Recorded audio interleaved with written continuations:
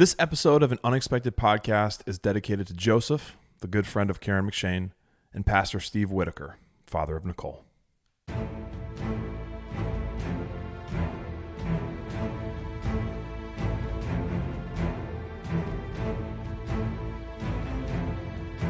Hello, friends, and welcome to An Unexpected Podcast. I'm Ez. And I'm Lane. And we're Talking Tolkien. We're coming to you from Door and Shield Studios in the beautiful state of Ohio, in a little village called... Wow, I messed that up. You know what? Serves Said you I right. couldn't look. Serves you right. Said I couldn't look. Serves you right. We're coming to you from Door and Shield Studios, which is also a lie, We're not, actually, technically. in the Shire of America, the beautiful state of Ohio, in a little village called Amanda. You know, we were trying to just see if we could not see our way through that one and not look at the doc. Oh, say, can you not see? Oh, Lord. We're already, here we are. We're already up to this. It's all right. It's great. We're authentic. We're organic, organitarian. Sure. We're organitarians. Makes sense, considering the growth in this chapter. I tried. I was. Yeah. You're as quick as a sapling. You're growing on me. All right. You're sapling my strength. Well, okay. This week we fall in love. We fall in love a little, and we witness a crowning. Wait, what? This is an innuendo. You just set me up. Yeah. I even read it. Did you really? Yeah, Well, see, that's bad. That's inexcusable, I think, at this point. It's weird. Like, I more just read stuff. Like, the first time I read through it, I'm like, just for decoding, just to make sure you read it the right way. We're good. And then I read it with you, and I'm like, for meaning. Oh, shoot. You're like, oh, no. So here we are. All right. Here we are, man. Here we are. We are here. We don't know at this point. I mean, no headphones. We're hoping the audio is good. I'm risking everything. Fine. I'm risking everything. It looks great. Yeah. So, yeah, this is fun. That's what you want for a podcast, right? Good visual. Yeah, great visual. Yeah. That's all that matters. If the audio, we're not really worried about the audio. That's what I thought, anyway. By the way, if you haven't had a chance to subscribe to the YouTube channel, now would be a great time to go do so. Yep. Ezzy is... cool stuff we're in quick counsel here. Ezzy is getting himself a place. A new place, which is going to be... Should I even have said that? Can I talk about it when you're done? Yeah. I was just setting you up. I mean, you Perfect. take over as soon as you want. So, I was doing a terrible job at it. No, this you is just... Shut it down. Shut her down. Shut her down. Hit the switch. Don't do it. Let's do it together. No, let's not. Okay, so in all seriousness, I think I sent you a text this week, and I said, where does Gandalf live? Yeah, it was a great question. And I didn't respond very well, but I was seriously thinking. You know where I'm coming from, right? Yes. And so I I feel like for the past 2 years, I have been living out of my car, and I just sort of even when I had the condo, I was just, I don't know, I would just go there and I would crash, and it was great. I would go there to upload content. I would bounce down and see my dad needed help. I was mowing grass for people from my church, my father, my sister, and all that crazy stuff that was going on there. It was just, I was all over the place, you know? And I still feel like I'm kind of like that. And I thought, you know what? That's okay. It's actually, I like it. It's the life that I live, and it's who I am. Living out of that wagon. That's right. So, and I started thinking to myself, where does Gandalf, when he's on his way to Minas Tirith, he's coming back to the Shire, he's crossing this whole Middle Earth, this country, where does he stop in and check it? You know, does he have a spot, a base, home base? Right. And I started thinking to myself, regardless, I'm going to think, what would that place be for him? What would it look like? Yeah. It wouldn't be lavish. It wouldn't be something. I thought of Radagast, and I thought of how, in the Hobbit where he lives. Yeah. And I kind of thought, you know what? It's similar, not quite. Maybe made of stone. I don't know. Something a little different. Do you wonder if he found an abandoned Hobbit hole somewhere, on the edges of Hobbiton, maybe? Did you imagine? And just stores his stuff there. That would be so cool. That would be actually so cool. He left it in ruins. He didn't renovate it or anything. Yeah. He didn't call in for plumbing or anything like that. He just, I like it. I like it as is. Have you seen it's an old, I think it's a Disney movie. It's Sword in the Stone. Yes, long time ago. Merlin. Yeah. In that, and he has Archimedes. and he's got this little hut, you know. Can't remember. It's just a place where I think, you know, I need a place just to stop in, check in, do my thing, and then continue on my journey, you know. More so, I'm just going there to, I don't know, change my cloak or something, and cloak, dust off my hat. I don't know, like wash the boots every once in a while. Maybe not. So I think everyone's dying to know: did you secure this fortress of Ganditude? Today was the first. So all week long, I had been kind of worried about it, and I was sort of like, oh, I don't really know what I'm going to do. You know, I got my hopes up. I talked to you, and then I was like, what is going on? You didn't hear back from the lady, right? No, it was back and forth. She didn't get my, you know, application. Do you think she was like disturbed that your first question was, what's internet like here? Yeah, actually, yeah, that was funny you brought that up, because it was like Elaine was like, was that your first question? So my first question was, how much is it? Second question, what's the internet like? And third question, is it available? So like, I didn't even start off with the, is it available? It's just like, you know, here's what you need to know. So yeah, it's just crazy. And, I don't know. It's been a lot of craziness in my life, and I feel really good about that. I've been wanting to do it for a little bit longer, but you know, the marker that I had kind of set, and, that is all past this week.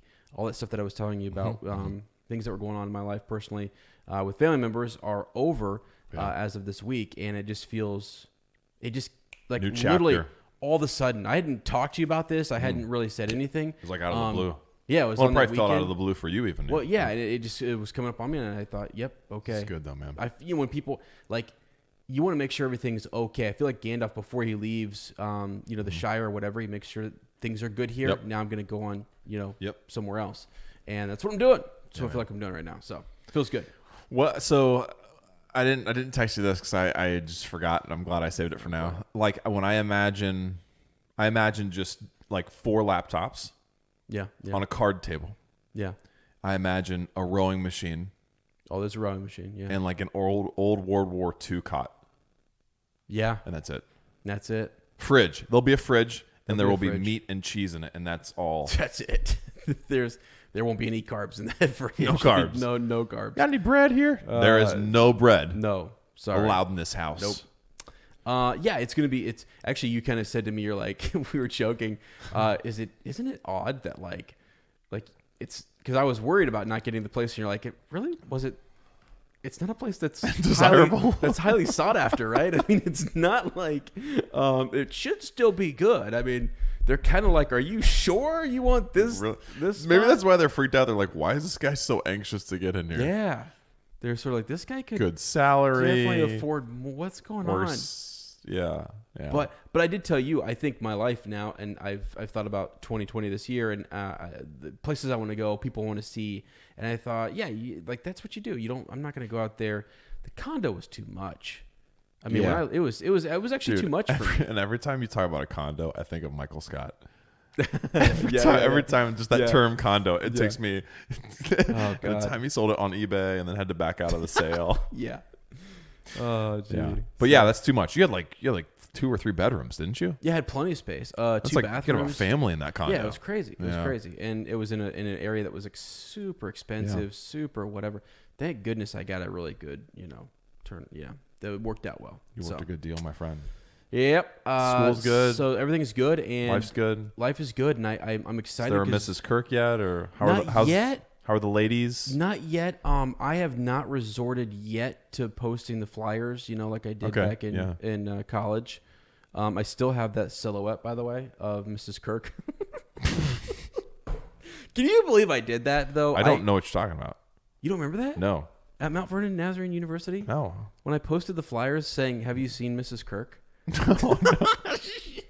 If you've seen Mrs. Kirk, call 740-816. You've never seen that? Oh, my gosh. You have it saved somewhere? Somewhere there's a photo of it. And, yeah. I remember where all the tutoring sessions were? I thought for sure you remember, like you would walk down like you're going to the cafeteria, and there's a bulletin board, and you could post like, I need a tutor for this or that or whatever. I stuck it on there. I thought I was going to get in trouble. Wait, where were the tutoring rooms? Well, they weren't tutoring rooms. It was like, this was a place where you could, it was a board that you could, it was a message by the board. mailboxes. And By the stuff. mailboxes, yes. Yeah, So it was right there. And they took the first one down, and I said, by golly, nope. You were persistent, weren't you, young said, man? Look, here we go. That's why 50% of the people go there is to get married. So Yeah, I know. Yeah, so why would they take that down? Like ring by spring. Yeah, I didn't quite understand why they took it down. Groom by noon. If you want to know how many people called me, that's going to be in appendices. So wow, good plug. Good plug. Seamless. Probably 0, right? Seamless. All right. Anyway, all right. Yeah, it was fun. Okay, how you doing, my friend? I'm doing great, dude. I'm doing great. Life's awesome. Charlotte is 10 days from being 1 year old. Mm-hmm. She's walking everywhere. Took like 8 steps today. Like and it's amazing. She's just lighting up. She's laughing. She's she loves her big sissy Winnie like nobody else. Yeah. Like Sarah and I will try to comfort her if she's upset. Nothing. Mm-hmm. Winnie starts talking, silent, looking at her. Yep. Laughing. Mm-hmm. Like it's just amazing. So seeing that relationship grow is incredible. Seeing Winnie get older and just, oh my gosh, she was eating peanut butter soup today at Granny's house and, pretending we've had to actually, okay, here you go, guys.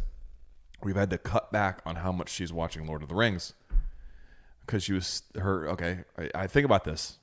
Who throws tantrums in the beginning of the Fellowship of the Ring, which is the part that we would watch most because it was, not as scary. Tantrum. Bilbo. Looking for that ring. Oh. Throwing stuff down. Ah!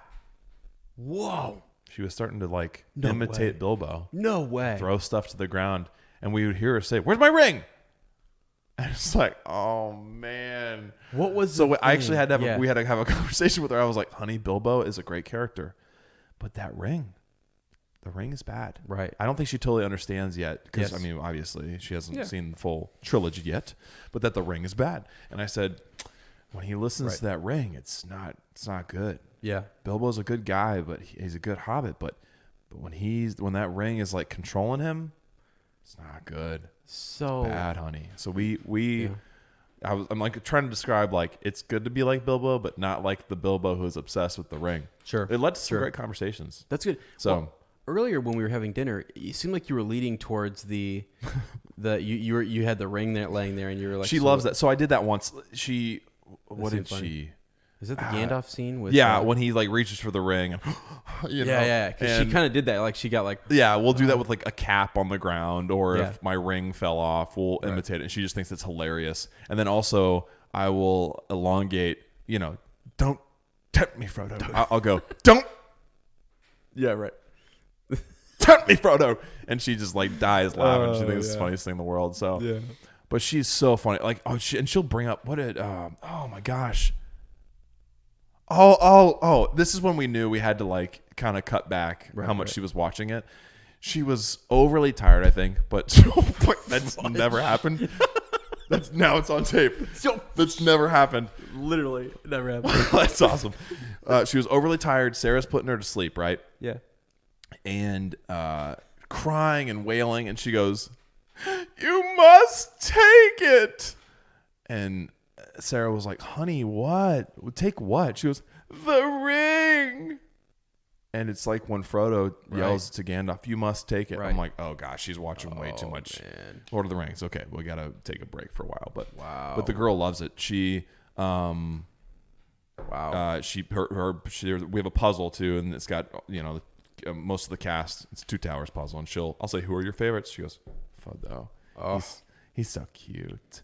And Sam Gamgee. Of some Gamgee.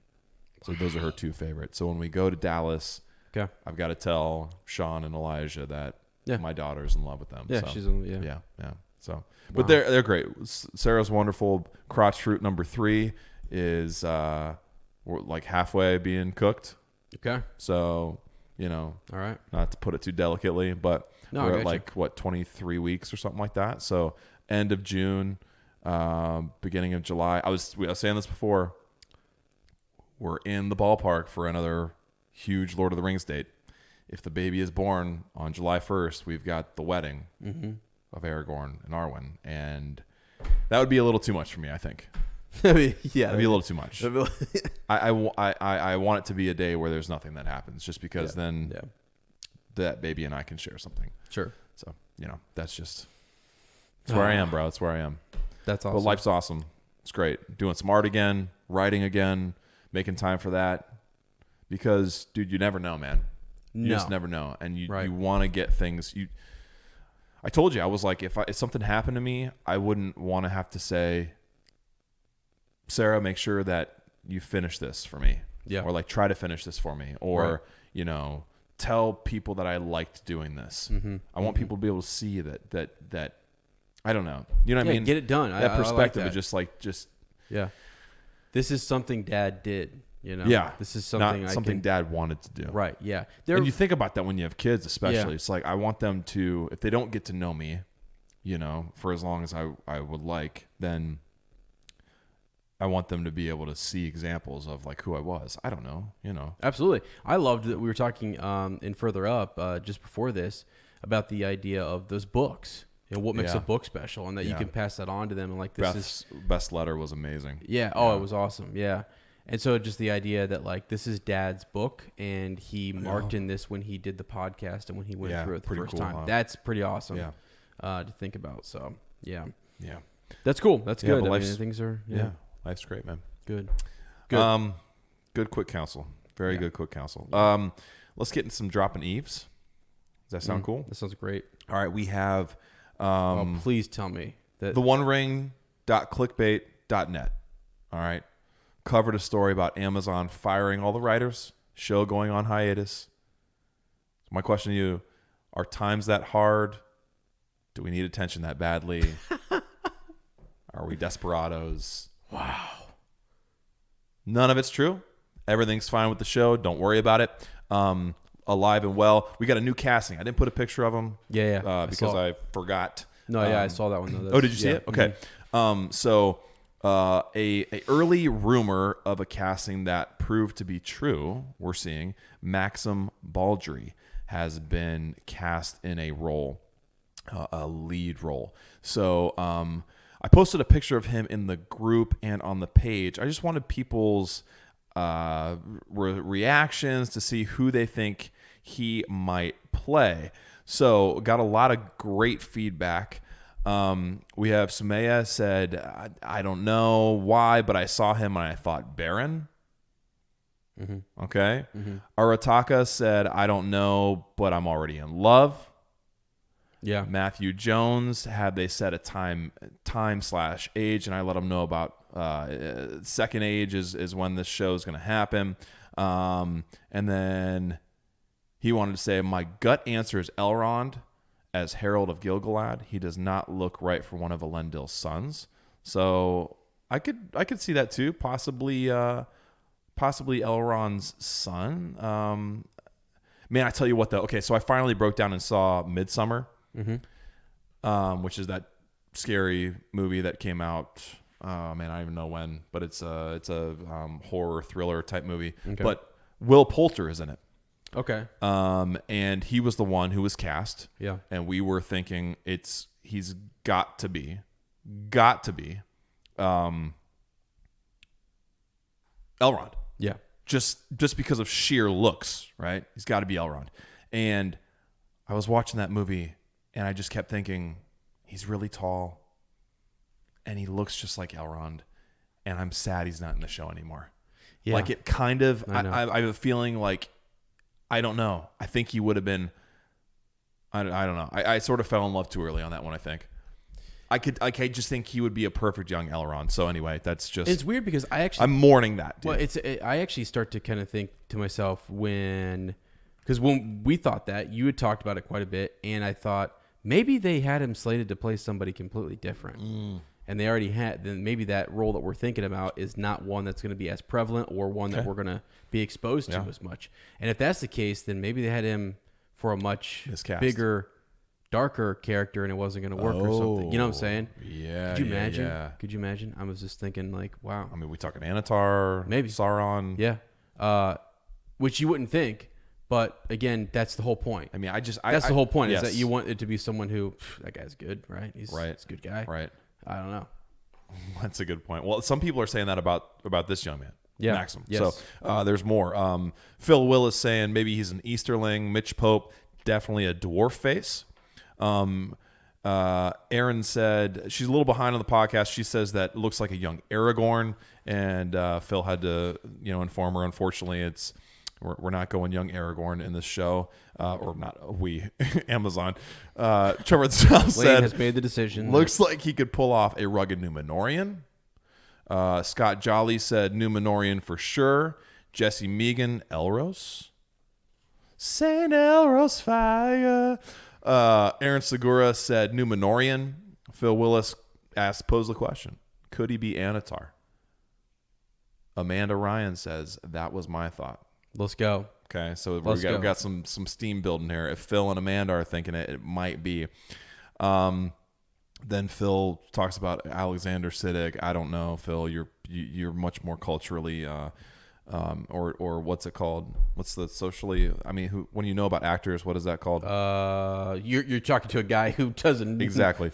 So Jim SP said every time there's an attractive dude cast, we're all like, it's Anatar. Although saying it's a lead role makes this one more likely. And Spencer Landrum at the end says, now I get what y'all mean when you say LOTR on Prime. Yeah. I was like, yeah, man. It took me a while, too. That's funny. I mean, even just listening to Thanks, Kurt that episode. Yeah. That's right. Thank you, Kurt. So anyway, kind of exciting to see that he was someone who was rumored early on. I think I remember us talking about him, and then he wasn't actually confirmed until just now. So big role. Don't really know who. I mean, you look at him. He's a handsome guy. He could probably play dark hair. Could play any of those. Sure. I think they're all great guesses. We'll just have to wait and see, kind of a deal. Yeah. Honestly, I saw his photo kind of come up there, and I was like, this is awesome. It was cool just to see more activity and to get some of the set photos and stuff. And then you think, again, come on, I'll say nothing about it. But I wanted to bring something up to you, though, and I actually promised my buddy Matt that he wanted me to ask you this. Okay. And I just thought of this on the spot. Yes. So Matt. In terms of so this is, I was just thinking more about what is Amazon going for with what shows they're pushing. If you're Amazon, it seems like a series called The Wheel of Time is going to come out before the Lord of the Rings stuff. It's further along in production. Is that right? Yeah. So I'm thinking, and maybe we've already talked about this. I can't remember if I've on or off the podcast or what the deal is. But the idea that it would maybe be in the spring, that it seems like in 2021. Like if you're Amazon, it would make sense, right, to do a spring show. You got a full year.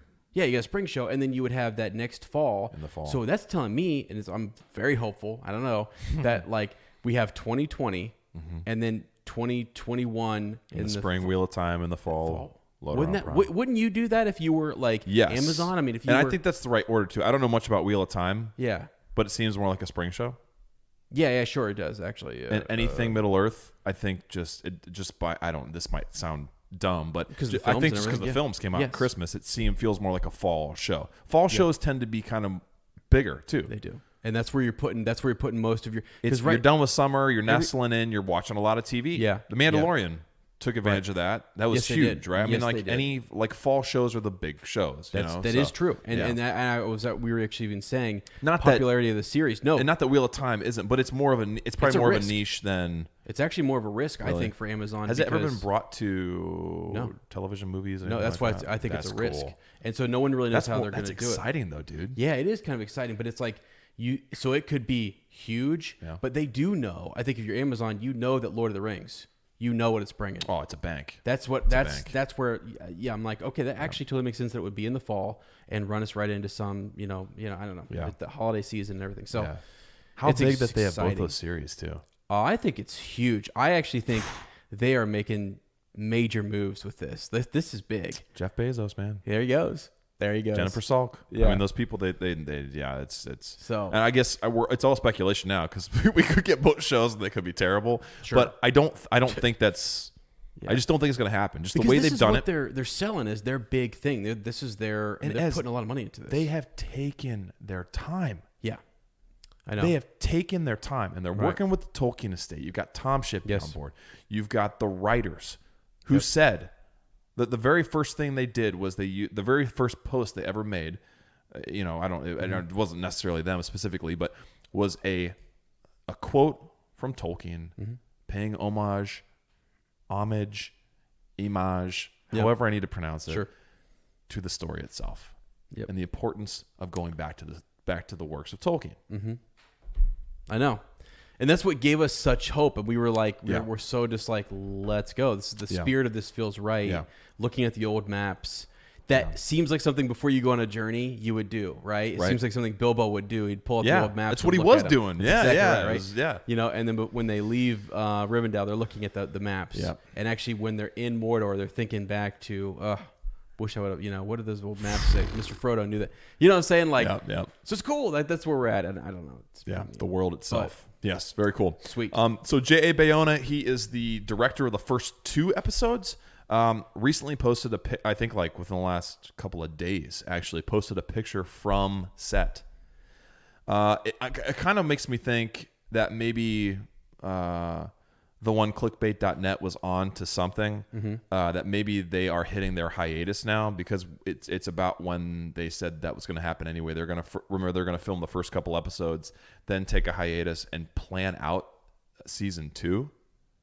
Okay. And get that more set in stone and written and hashed out, and then come back and film the rest of season 1. I see. In like the middle to late part of this year, which would make sense for 2021. Then you've got beginning of 2021 to get in post-production, get everything finished up and all that stuff, and even start filming season 2, release in the fall. Boom. And with that broader schedule, they have the luxury to take more breaks, and that also allows them to make sure that they get casting right. If they need to recast roles like they've already done, they can, and it's not as big of a deal. That's something you want to consider, especially with a project this big. You don't want to have to go back and reshoot too much stuff. So this picture, it wasn't like anything revealing. It was just a tree from set, a very New Zealand looking tree, lit up with one of the lights, and it almost looks like a tree cloud. Floating. It's beautiful. Yes. But many of you uppers reported this. You put it in threads floating all over the Facebook group. So we want to thank you for always keeping us informed, bringing this stuff to our attention when we can't catch it. You are the best. The best. So he referenced a famed anime film creator, Miyazaki. So many of us feel that the first 2 episodes are in good hands. So hands with good taste. Yeah. Matt Brady probably knows exactly who this is. I'm not into anime. I don't know. Phil Willis, I remember him saying, if this is any indication of what this guy's going to deliver, we're all good. Oh, really? So I'm trusting people who know that reference. Is this the guy? Okay, I just looked him. I just looked up some stuff. Yeah. So this is Spirited Away. That's the only one I've seen. It looks good. Sounds good. And I've only seen it because of my. You're right, Matt. Okay. So there you go. So anyway, cool. So that's making a reference to that filmmaker could show a certain taste for him as a consumer and maybe possible influences, and it's exciting to think that if people know that reference and they enjoy them, we're good. It is. It actually does. I always feel good when somebody else can say, "Oh man, you're gonna love." Like I like what he did here and stuff like that, and then it's like cool, okay, because I didn't know him, you know him, and I like your taste. By association kind of thing. So that's good. Yep. Yeah. So that's it for show news right now. Awesome. I mean, they drop stuff whenever they want, and it's kind of exciting. Yeah. Do you think if we've already got the set photo and things are going on? Yeah. Do you think we could get like a small, like let's say at Comic-Con San Diego this summer or something? Dude, yeah. Because that would be about, and I'm thinking just a teaser. I'm not thinking a trailer at all. I'm thinking like one of those things where they show like have a teaser trailer, right? You know what I'm saying? 100%. Like just one clip of something in full costume, right?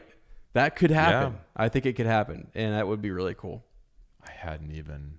It's kind of funny because I've stopped even because we're getting so close. Yeah, we're getting so close that I've stopped even in my mind trying to speculate anymore. Trying to figure it out. Yeah, I just as it comes, I go. I'm more reactionary to whatever is happening. Yes. And I find that I'm probably a good way feeling less crazy. That's which probably is good. Yeah. I think it's because I trust what's going to happen too. But yeah, this summer we could have something that teases it. You can have something a year out, no problem. Yeah. Wow. I'll also say that's exciting too. I think I liked your approach, and it's something I wanted to do too, because I told myself, man, okay, once we get through Return of the King, we've talked about going into the Hobbit and then also doing some Silmarillion videos along the way just to get ourselves sort of acclimated and everything. And getting there. But I thought to myself, I don't want to do, because I just know from other fandoms that sometimes when you get into so much digging and you start thinking in your head, well, clearly it has to go this way. Yeah. Then you get a little I mean, I don't personally, but I just know I have friends and, I have people who I talk to who they get in their mind, it has to be this way. Yes. It would be foolish to do it in any other way. And then that's when I started to think, we're look, I'm here to be entertained and consume, and I want to find all of the little nuggets that you hid in that series for me and how you connected it to the text. That's what I'm here for. Yes. So I think with this, I'm really trying to keep that sacred and just like... Dude, anytime I read something and I think, all right, how would I even bring this to life? Mm-hmm. Everything I come up with, I'm like, that is so boring and stupid. Yeah. Like, because I'm honest, I'm like, no, I don't have the right ideas or skill sets or professional experience built up to turn this thing that I love and think is incredible into another medium. Yeah. That is, people don't understand how hard that is to do well. Yeah. There's a reason a lot of projects fail Yep. to even get off the ground, and that when they do succeed, that they last forever. It's because it's not easy to do. Right. We've nitpicked Peter Jackson on The Hobbit. You could even nitpick stuff on the Lord of the Rings. Sure. And when you come to the root of it, you got to say, but dude, look at what he did. Sure. Look at what his team, a whole group of people built, or I guess even catapulted, because they were already there, an entire film industry in New Zealand based on what they did in those films. Yeah. And I would go a step further here. I think that for the most part, I could be wrong, but I feel like a lot of people, and at least like look at our stories that we get in this podcast and people who we talk with and interact with, their first experience was with those films. They had no expectation. None. Right here. Right? And I think, okay, you're bringing it back. This is where I wanted to go with this. Yeah. I think I'm trying to recapture a little bit of that for this show. Yeah. I think the reason, it's maybe subconsciously, I'm not like, oh, well, I wonder, and there's nothing wrong with that. There's nothing wrong with that. But I want to be in awe. Yeah. I want to be sitting there with my jaw dropping going, I didn't even know this was a possibility. Right. Yes. I want to feel like my 12-year-old self again in that theater going, what the heck's a Hobbit? Yeah.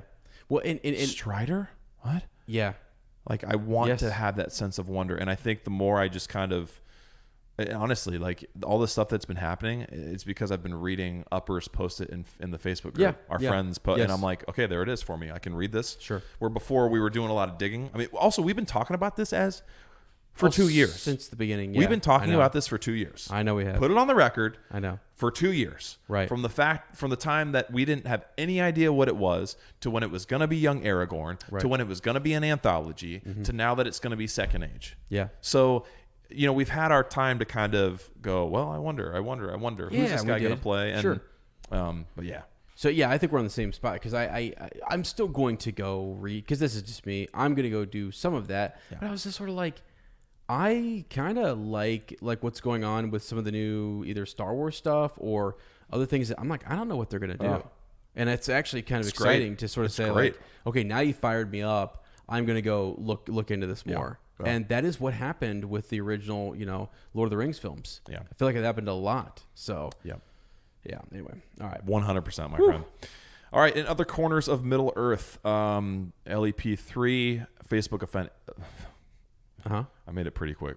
We should have a counter on that, because I made it pretty far. Wow, you did. That was way farther than. Let me think. Further up. There was probably 3 during further up. Within the first 5 minutes. We're okay. at 5. Okay. Put a counter. LEP3's Facebook event is up and out there. I think last time when I last checked, it was in like mid 50s ish of people confirmed, maybe closer to 50. I can't remember, but that's actually not that far away. Yeah. We're looking at like 6 months. 6 months until LEP3, until I'm giving It's crazy. Phil Seidel a bath up in my bathroom, you know what I mean? And Chase is on deck in his robe waiting. Oh my Lord. Oh Lord. So no, I'm just joking. It's a conspiracy. It's guys. not creepy at all. There was a brew too. Yeah. All right. in the throat. Okay. So just come on out to that if you can. It's going to be a great weekend. I think last time we talked about we're going to be able to do the tattoos. I got an artist lined up. Gonna go talk to him in the next couple months, weeks. I don't know. Whenever I can get time. It might be the summertime before I talk to him, but he's open to the idea of having a window where we can come in and get tattooed. Cool. Huge Lord of the Rings fan. Said he appreciated it. Seems like an incredible guy. Everything I read about him and or hear from my friend who got tattooed by him says he's a great artist. So he does. Like a little neck tat or something, like get a little. Frodo lives in my heart. Kind of like Post has like that big old that big script like across the neck. Dude, you could pull it off, man. Oh, that would actually look really good on you. It would be crazy. I've always wanted, especially with this toboggan on right now too. Oh man, that would be the way. Start squinting one eye. You're like, do not mess with me. Wouldn't dream of it. We'll see. And then you say, unless you want a hug. Right. Okay, so Fan Expo Dallas 2020. That's what it's called, right? Yep. We are going to be there. We're actually going to start a thread on Facebook probably within the next couple of days. Maybe it's already up by the time you get this. Sorry, waving that bottle around. Wow. Talk with my hands a lot. And demonetized, as Nathan would say. Yeah. So I know. Nate would be like, Lane, come on. Demonetized. Yeah. JT does not like that you're doing that. He should, though. I mean, come on. Yeah. It's delicious water. It's good. Go drink a Bai if you don't. Kula watermelon is my favorite. It's only got 11 grams of carbs. He does. Just keto friendly. So if you're in the Dallas area or you're planning on going to that, it is the first stop on the 4 Hobbit Second Breakfast Club reunion. Mm-hmm. They're doing apparently several of these fan expos, but this is the first one they're all 4 going to be at. The unexpected reunion, right? They're calling it with the 4 Hobbits. So in the event that we get to talk to them, either individually or as a group of hobbits, we're going to start a new thread where you guys can submit a question that you'd like us to ask the hobbits. Yeah. So we'll pick like 5 to have in the bag, and if you put it out there, then you can be in consideration that we can pick. So we'd love to ask them all, but I don't know if we even have time to talk to them at all. But anyway. Yeah, we'll see. Yeah. Really, really cool. A 2021 calendar illustrated by Alan Lee, John Howe, and Ted Naismith is going to be happening. Really? Brand new illustrations from, I think, maybe all ages in Middle-earth. So not uncommon to see, obviously, Alan Lee and John Howe paired. They've worked on all the films together. Yep. John Howe is doing the artwork for the show, which is very, very exciting. Love John Howe. Oh, there's actually, honestly is not the word I meant, but there's actually a documentary on Amazon, on Prime, about John Howe. Incredible. Go check it out.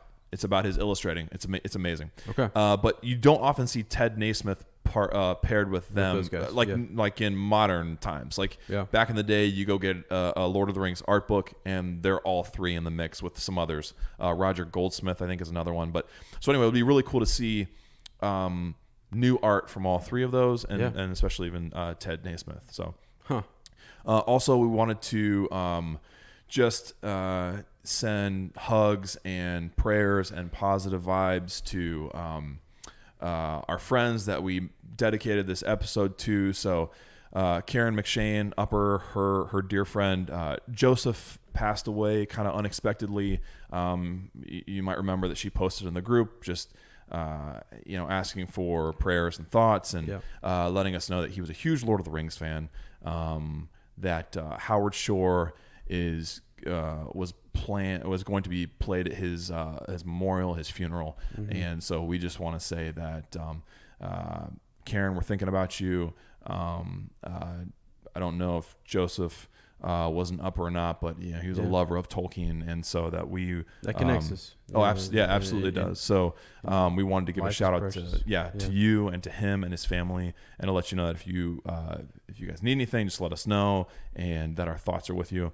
And then to our dear friend Nicole, whose father, Pastor Steve Whitaker, passed away unexpectedly. We want to just let her know that we love her, and that we're thinking about her. And we actually have hats on today for her brother James, who she just posted not long ago, I think just a few hours ago, that he's 10 years old, and he was I think talking. Well, I can't remember if it was Nicole's sister, and just said every time he looks up at the sky, he thinks about his dad being in heaven, and it makes him sad. Yeah. And so they suggested they wear hats. Yep. So there's a thread going around. Post yourself, take a picture of yourself in a hat and post it to show solidarity. We've got our hats on. So we're with you, James, and we're thinking about you guys. And again, anything we can do, just let us know. That sudden loss of people that are close to us that we love is, dude, I don't know, man. It's just I don't know. You don't know how to process it, and then also just what it does is it helps you. I guess it helps you also realize that you're. And we've been talking about this a lot, that there's like time is not guaranteed, and that life is precious, and that taking advantage of every second you have where you're alive is what you should be doing. So. Well, it's like you said earlier. That's why we finish the things that we can finish, and we do as much as we can with the time that's given to us.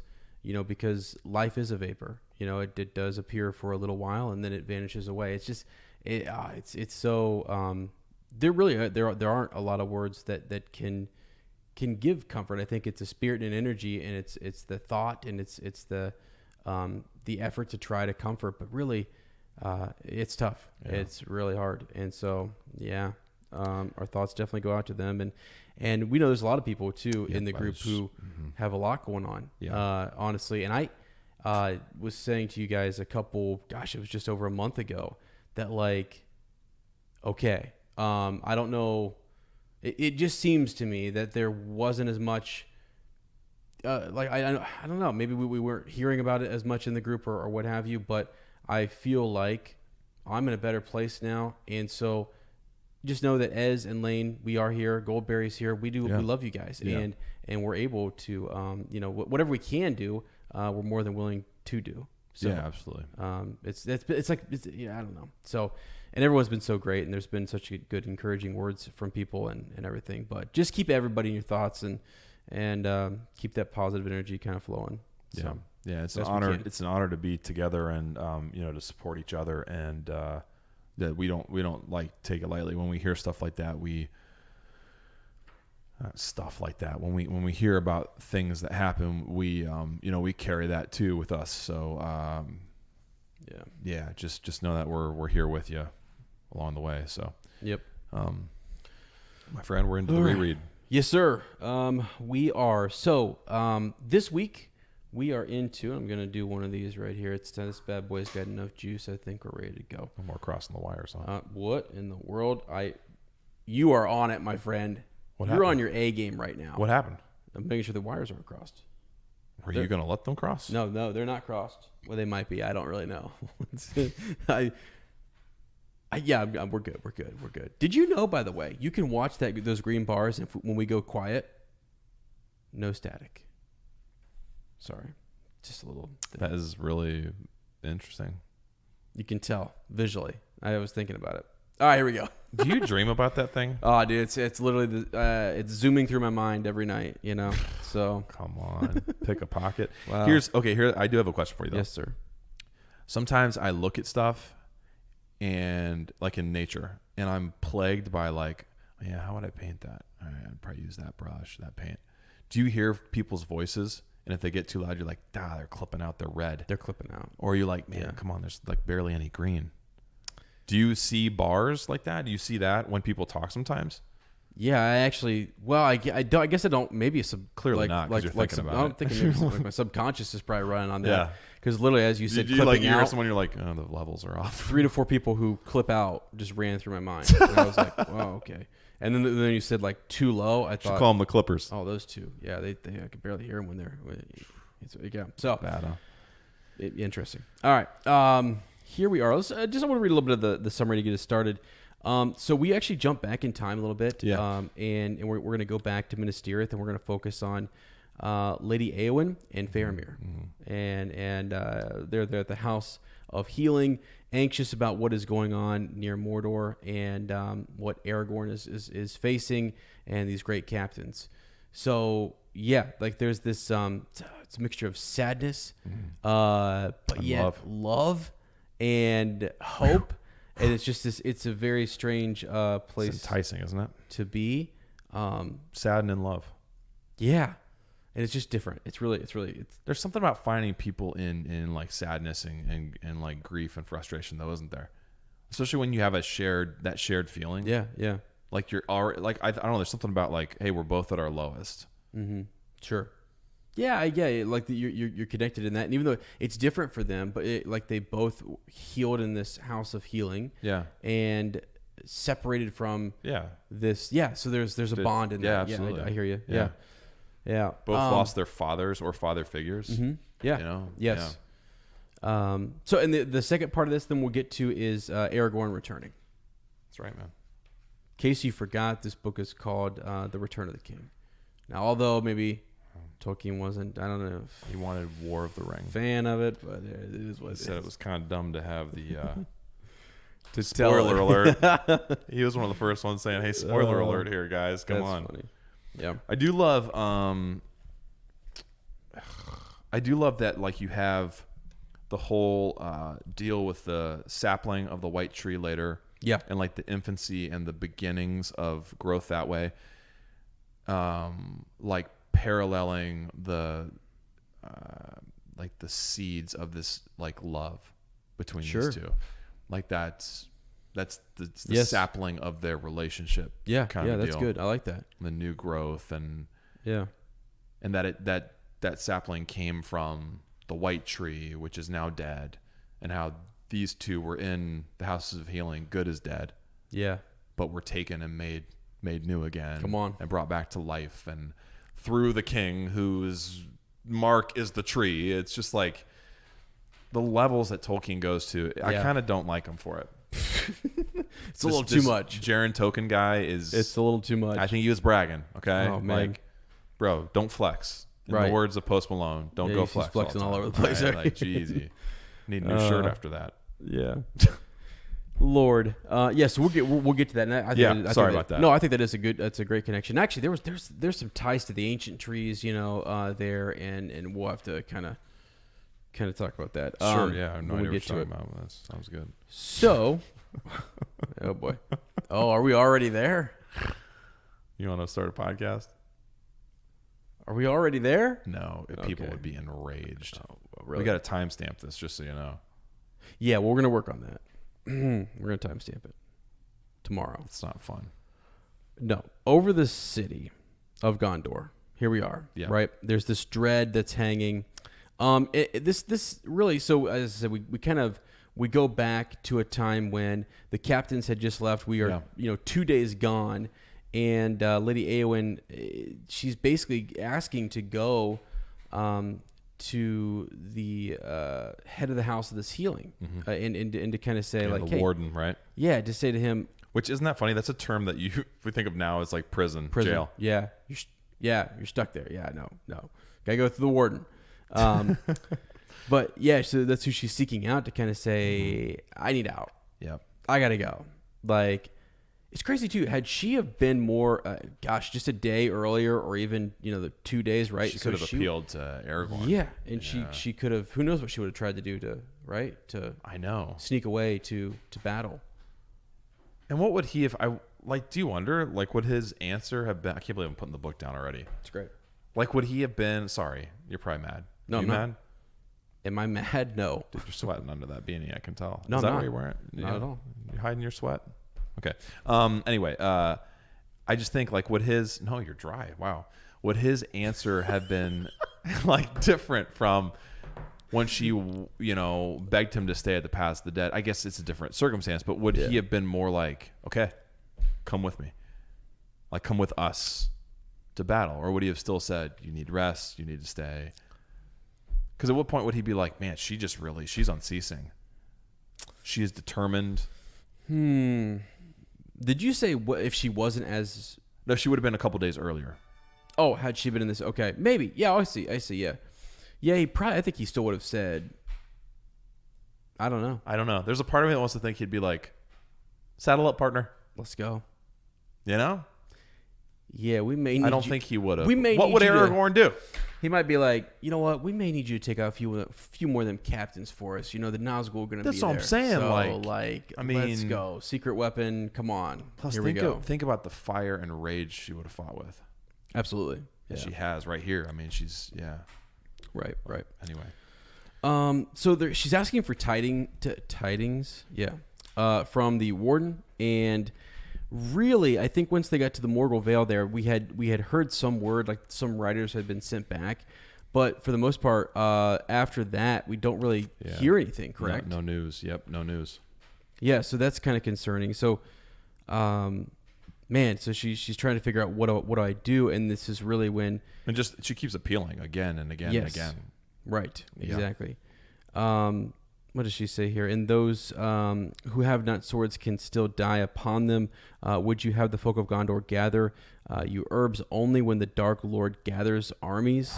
Right. So she's just like, what are we doing here? I mean, like, let's prepare this. Like, we need to be doing something. Yeah.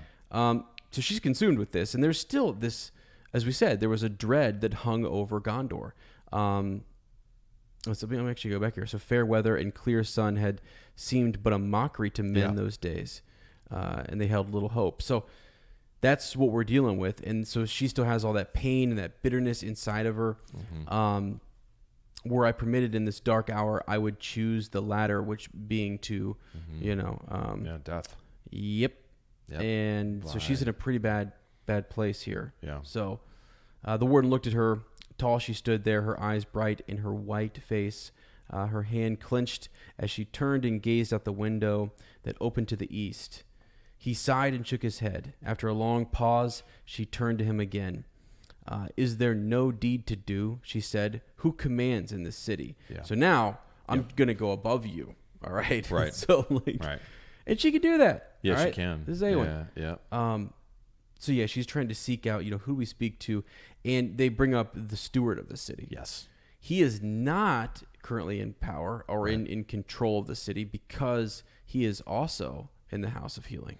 And I think it's cool later on. He was sort of like, Faramir even sort of says, I'm a captive here too. Exactly. Yeah. Yeah. Because the warden he's in charge of this. And I wouldn't tell him, unless it were of great, desperate need, then would I sort of, again, that like, overrule him. Yeah. Yeah. That rich character that Faramir has too.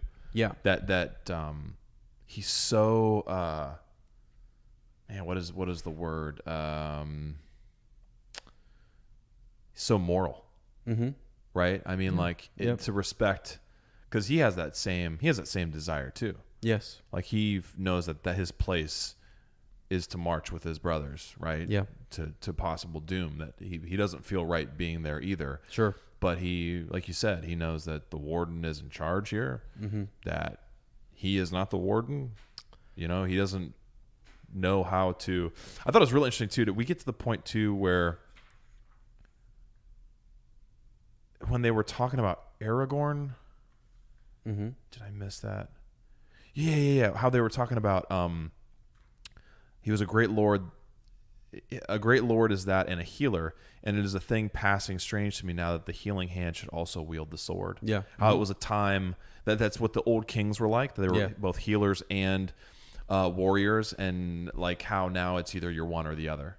Yes, isn't that interesting to think about too? And how it's like a marvel. Like Aragorn's a marvel because he can do both. Yeah, it's fascinating that he's like, wow, it is because they can't even comprehend it. Right, they're healing these hurts, and it's yeah, I get that. But I guess maybe that's what I'm saying is like Faramir, he knows that side, right? Yeah, and the warden knows the other side, and so you don't I'm not going to go tell you how to teach high schoolers. Sure, yeah. You're not going to tell me how to teach a second grader. You know what I mean? Right. So it's like that kind of a deal, realm of expertise. Unless you see something, exactly. And that's sort of what he says later on is there's like gross incompetence or there's dire need in the city, and I need to go do something or whatever. Then it would have to be really extreme Yeah. for him to do that. So he's not going to meddle in that. It actually made me think this whole chapter. I kind of wondered why is this first half of this chapter here? You know, it's making the city ready, but why did we leave Faramir and Éowyn there? Like when you're writing the story and you're kind of developing it, I'm thinking to myself, what about those who were injured in an earlier battle and they didn't, you know, they lived, but they were sent to hospitals and things and they had to recover while other, you know, men or women are out fighting, you know, like you think about that and just warfare now and like, this is where they're at, right? They're kind of. Do you think this also? Yeah. You think this also was part of his experience in war as well? Maybe. Because remember, he was sent to hospital, and some of his friends had died, and the war was still raging on as well. Right. It's sort of like, what can I do? You know. I mean, this is. I wonder if these are questions that he had himself when he was, you know. Well, you think about like so one of the warden's job here is that like Faramir, you'd be no good to them. Like you would have slowed them down for 2 to 3 days. They would have had to carry you. Someone would have had to do whatever, and you could have died, you know, along the way. Right. Yeah. So like it's just because of it's just the way it worked out. You know. Tough pill to swallow, though, right? We would have taken you if you were healthy and well, but we would have risked killing you. And or like someone else being put at a disadvantage, endangered. Yeah. So. I don't know. I did love how Éowyn cuts him off. Right, he's in the middle, but I do not know. Will you not bring me to him? Then you will know. And it's just like it reminded me of like when Aragorn was talking. You know how we were in that chapter with Erica and Susie. Yeah. And Eric was like, "Sassy Aragorn, here he is again." Yeah. And it's like this thing that people have with the healers, like warriors with the healers. Right. It's here with Éowyn. She's like, you know, instead of talking about it, why don't you just get me there instead of wasting my time?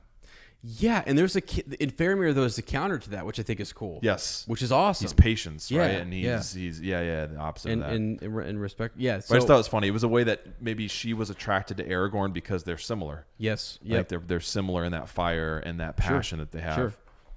Yeah, so, absolutely. So eventually she is taken to Lord Faramir, and we find him walking in the gardens, right? In the houses of healing. Yeah, heavy-hearted. Yeah. And the sunlight warmed him, and he felt life run new in his veins. But his heart was heavy, as you say. And coming, the warden spoke his name. He turned, and he saw Lady Éowyn. And he was moved with pity. And that's actually right there. He was moved with pity. What keeps her from him? At first, a little bit, remember? So kind of like it's the way in which that wasn't the way she wanted to be looked at. Right. It is with pity. Yeah. And things. I don't want that. Right. And so later on that changes. Yeah. For him. Yeah. So for he saw that she was hurt and his clear sight perceived her sorrow and unrest. And it just makes me think like his clear sight, you know, because there's been so many of the references to him being far-seeing and having foresight, and you're just like, let's go. This is like, oh, that's true. This is cool. This is cool. And even like hearing the horn afar too. Yeah, like that whole concept, the whole thing. I do love too that he had that word choice of pity, and we think about we've heard that in a different way with a different character with Gollum. That's right. Yeah. Right, and just I think he's teaching us that it's a multifaceted value. Yep. And that it's good in all its forms. Like, you know, the pity you had on Gollum was different than the pity that Faramir has. The pity Faramir has here, I think, is more of a, I know exactly how she feels. Like, it's more of a empathetic feeling. Sure. Right? Yes. That I can relate to the emotions you're feeling right now. Yeah. Even if they're a different degree or different, you know what I mean? Like, like he knows how she feels. Yeah. So well, and that's sort of what is kind of confusing a little bit, because then it's sort of like, well, why isn't that these connection two are very there? similar characters, aren't they? Yeah. Like it's yeah. So. Oh, I'm sorry. What did you say? Why it was mentioned here?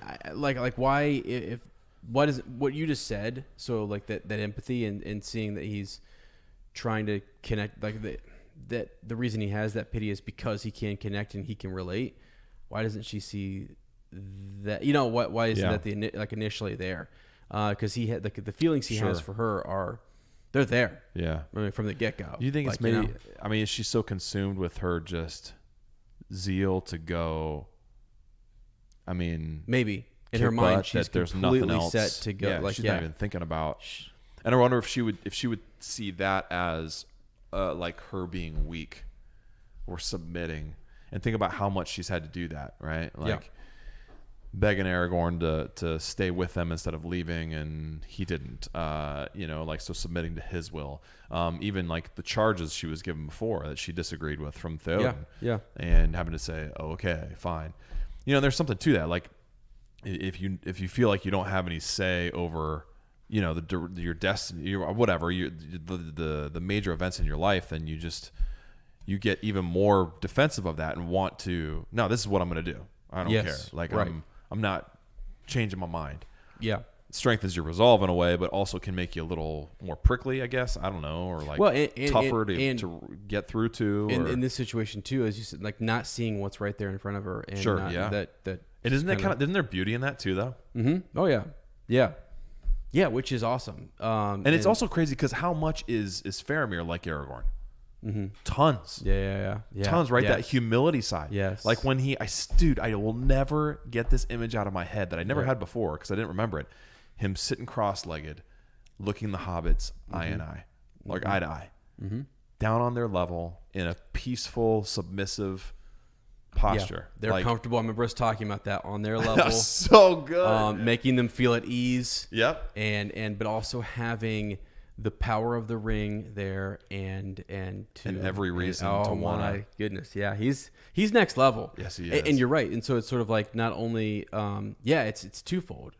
Well, yeah, it's sort of like it's not just seeing that someone loves you, but this person that you are enamored with or whatever, the idea of this person becoming a queen and being a warrior queen and all this kind of stuff. That same person is, like every right here. Yeah. I don't know. It's cool. I didn't see you. Yeah. And you were there the whole time. Yeah. It's great. Thought you were gonna say something back. Well, I thought is that what you? Yeah. Fan fiction's going wild. Oh my gosh, that's gross. Wow. Oh. So they talk about being prisoners here. So. Yeah. Well, at first, the warden is just saying, to Faramir that she is not content, and she wants him to understand it has nothing to do with your care. That's not it. I don't want to sit here idle. No houses could be fairer, she says. Right? Yeah. Right. Yeah. It's the idea that she can't go help. Caged. There's another. Yeah, the term that we hear. Yeah. Right. So this is where you said, Faramir says, I'm also a prisoner of the healers. He looked at her, being a man whom pity deeply stirred. Another reference there. Yeah. Twice. Yeah. It seemed to him that her loveliness amid her grief would pierce his heart. That line right there. Yeah. Yeah. And she looked at him and saw the grave tenderness in his eyes, and yet knew, for she was bred among men of war, that here was one whom no rider of the mark would outmatch in battle. She knew, baby. Let's go. Let's go. I mean, like... She knew. Let me just tell you something. As we've done this reread, I think about my favorite characters, and you think about people you gravitate to. Whoa. What are you about to say? No, I love Gandalf. I never will. I'll never. I won't tell him. No, I never would. But let me tell you, Faramir is pretty. He's pretty epic. Wow. He's pretty next level. I mean, like Kurt Jones is sweating so hard right now. Right. It's in a good way. He's like, yes, man, Ezra. He's saying that I've seen it. That's what I'm saying. And I know. He is incredible. It's just so cool to go back and look at this. How amazing is she too? Yes, she is. And this love story, like sort of why this is top, man. I know. It's top, bro. I know. It's great. And think too, like if they hadn't both been like dealt that misfortune of their wounds, they wouldn't have met in the same kind of way. Mm-hmm. And that piercing of beauty wouldn't have happened in the same way. Yeah. Yep. Destiny, baby, or decision. I don't know. Sure. A little both. Yeah. Sure. Sure. Okay. So one thing that he notices here, he basically is willing to grant her sort of like, what I mean, yeah. What do you want? what do you want? If it's in my power, I'll do it. She wants to be, and she says, I would have you command this warden and bid him let me go, she said. But though her words were still proud, her heart faltered. And for the first time, she doubted herself. I wonder how much of that had to do with what she saw in him, do you think? Yeah. Yeah, it does. Well, and actually, this is stuff that, like, it's, it's why we go sometimes line by line, because there's, why not? So she guessed that this tall man, both stern and gentle, might think her merely wayward, like a child that has not the firmness of mind to go on with a dull task to the end. Great comparison. So actually, she's starting to think, what I'm seeing here is like, I care about what he thinks of me, and I want to make sure that I I sound kind of like, let me reevaluate, like, just him as, she did, all she did was say it, and it's just his presence and Walls him here are coming down, carrying, bro. Yeah, right. We already talked about this part, just the idea that, he is also kept by the warden, and kind of, he says that he wouldn't meddle, wouldn't cross his will in matters of his craft unless in some great need. Mm-hmm. But she says, I wish to ride to war like my brother Eomer, or better, like Theoden the king, for he died and has both honor and peace. Yeah. Yeah. Man. And he says it's too late, right? I mean, they've already gone. But death and battle may come to us all yet, willing or unwilling.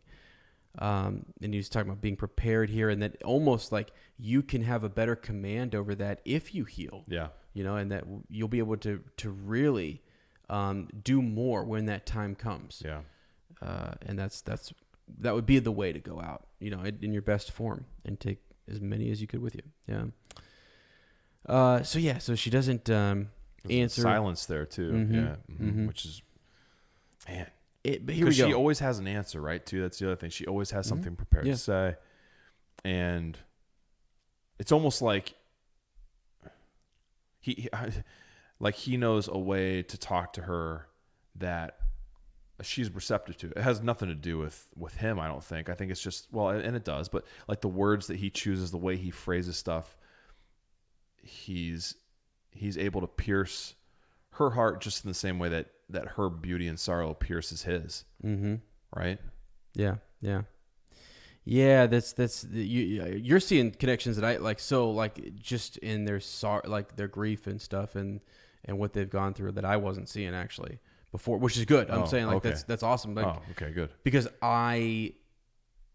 it's weird. Like in my first read through of this, I kind of thought I was confused, like why she isn't more connecting with him. Even though there are, I guess, some of those connections, but then I guess I'm still confused, like why isn't she? I think it's taken her off guard. Yeah. I think maybe that I mean, she said it. She's never met a man like Faramir, right? Okay. That both gentle and what was the gentle and well, he's stern and he's both stern and gentle. Gentle and stern. Yeah. Okay, that's what I thought it was, but I want to make sure I got it right. And that, I mean, think about how much she values valor and battle, and how she was raised with these warriors. And she says, that here was one. That line right there sums it up. Yeah. She looked at him and saw the grave tenderness in his eyes. Mm-hmm. Okay, so something that matches her, that she feels the same kind of graveness and sorrow, and yet knew, for she was bred among men of war, that here was one whom no rider of the mark would outmatch in battle. And actually, I think that is sort of what, when she realizes that and she sees the way he is behaving. Sure. I think that does sort of and it's different, right? It's probably different from, and that's to say, I think anyone who would meet Faramir would go, this guy's different. Yeah. Like, how does he have both the strength and this? It's a different type of strength. Yeah. Yeah, and this sensitivity, man. It's just it's a like the perfect combination.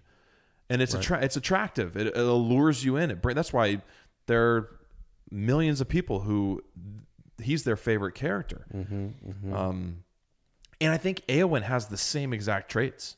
Yeah. I think that because she hasn't had the decisions in her life, had the feeling of that control over making decisions and those things happening, that she's had to err on that other side. And that's why there is a more of a sorrow that she's had to stick up for herself again and again.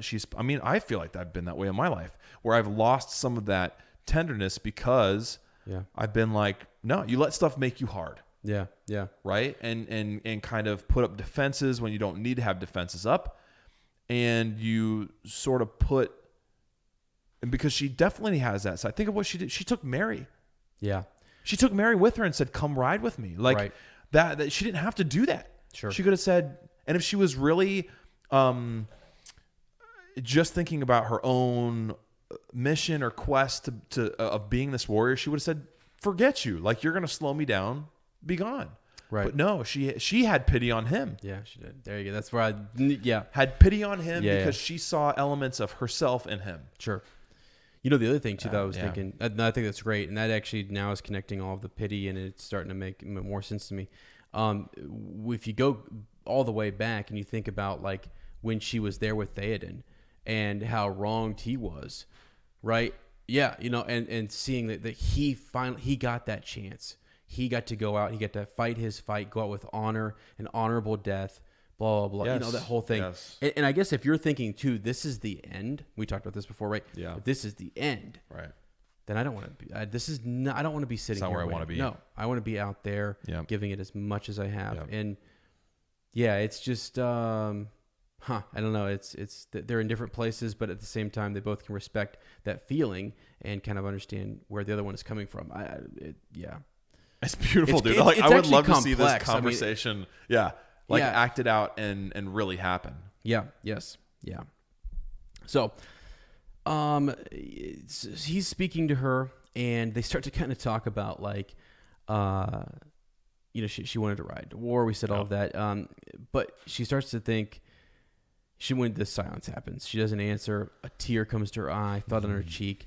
It's more that, even where she's at, I don't know if she's just, this is what, like, if I can have anything, I at least want to be able to look, in that direction, look eastward, and he kind of smiles, I love this, right? Because, and the play on window on the west, and now it's a window on the east, right? Mm-hmm. Yeah, your window does not look eastward, he said. That can be amended. In this, I will command the warden, if you will stay in this house and our care lady and take your rest, then you shall walk in this garden in the sun as you will, and you shall look east, whither all our hopes have gone. And here you will find me, walking and waiting, and also looking east. It would ease my care if you would speak to me or walk at whiles with me.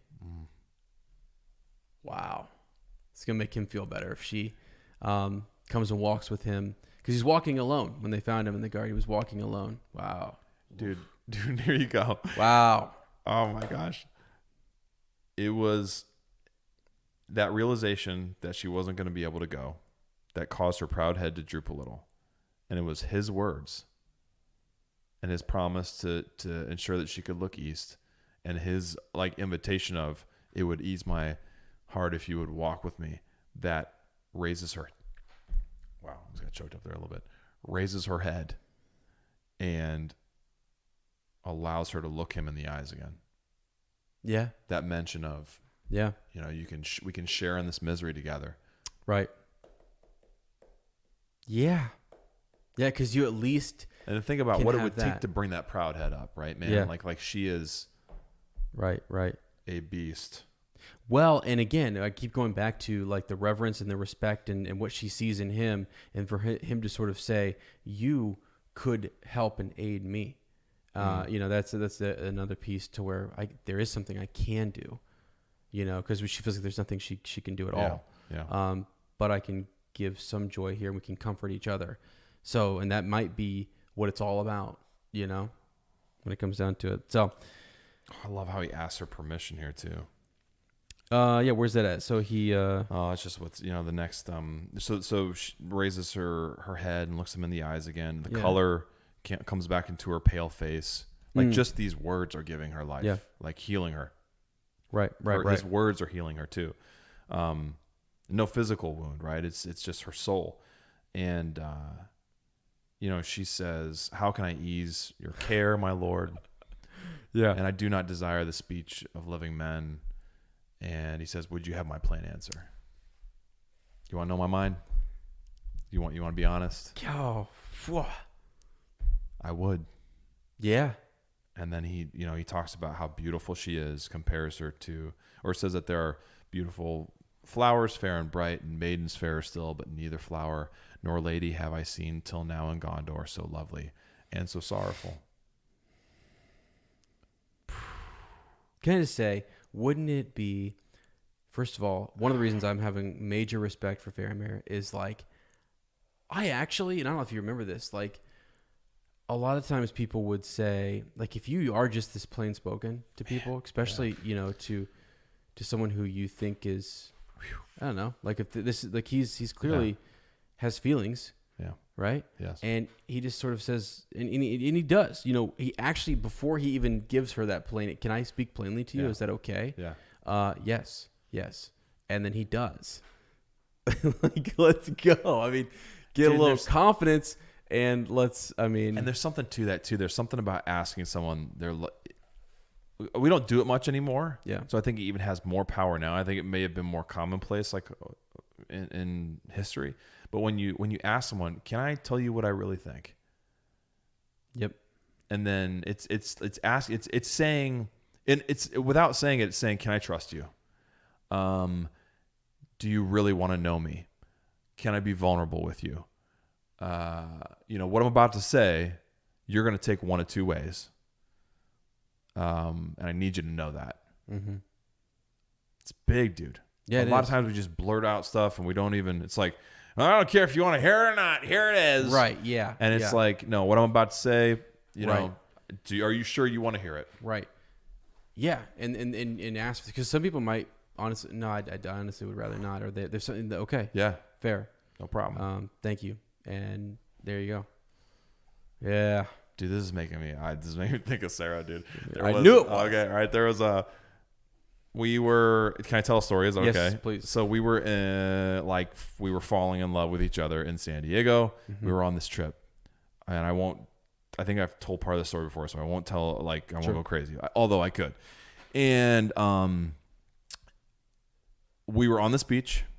And the rest of our group had kind of gone off. We were by ourselves. Right. And it was beautiful. It was beautiful, man. It was gorgeous. And I'm sitting there looking at this beautiful, fair, gorgeous, most beautiful person I've ever seen in my life. Stunning. But I know that she's got a boyfriend, man. She's got a boyfriend. Right? Yep. And I just said to her, I said, "There's a lot of things that I would love to say to you, but I can't because, you're dating somebody and it would be wrong. And if that happened to change, if that ever does change, I'll tell you every word." Let's go. Every word. Let's go. And it did change and I was able to. Uh-huh. And then the beautiful thing that got to come full circle is when I proposed to her, we went back to San Diego, went back to that same beach. And I said to her, we were on this beach 2 years ago. Yeah.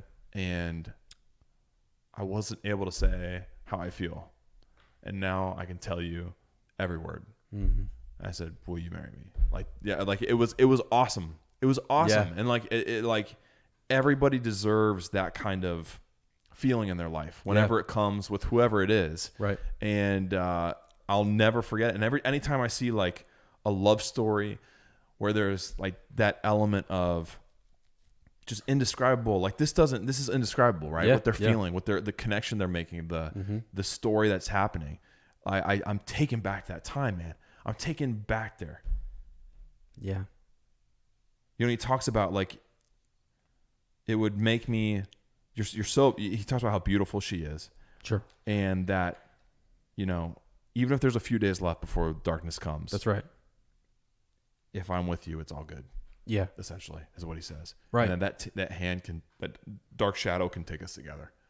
Yeah, and actually that's something, right? And I mean, I'm with you. By the way, I love your guys' story, and like I love hearing like I'm pumped about this, and I knew your story, and I was like, anytime I hear about those great love stories. By the way, you know, remind me after this to tell you the other vision I had. And I don't want to mention names or anything. Okay. Yeah. But I had another vision, and it's a great. It might fit into our strawberries with cream. Okay. Because I kind of just creamed already. Okay, cool. Great. Fine. Fine. Well, here we go. And all right. And explicit rating. And explicit. Yeah. No, sorry. Just No, it's fine. Joking. But so, and yeah, we'll get to the visions and things later. But so there's they were both under the shadow, and you know, Faramir kind of says that they both passed under the same shadow, and that the same hand drew them back. Yes. She says, no, that shadow still lies on me still. Look not for me for healing. You know, I'm a shield maiden, and my hand is ungentle. But I thank you for this, at least, that you will keep to my chamber, or that you will not keep me to my chamber, right? And I will walk abroad by the grace of the steward of the city. And she did him a courtesy and walked back to the house. It's sort of a like she thanks him and sort of says thank you, but I'm not there. I'm not, you know. And all he can do, right? They're just in different places right now. There's like I think is a little further along in the healing process maybe. Again, he was up walking around before her. All he can do is think about her. See, and I think that she is. You think so? I think she is, but she doesn't want to. Maybe not, but maybe not. Maybe she's not. That might be presumptuous to think that, I guess. Well, it might be presumptuous to think. Yeah, what do you think? I mean, we should. No, I don't know. I don't know if she wants to admit that yet. Oh, okay.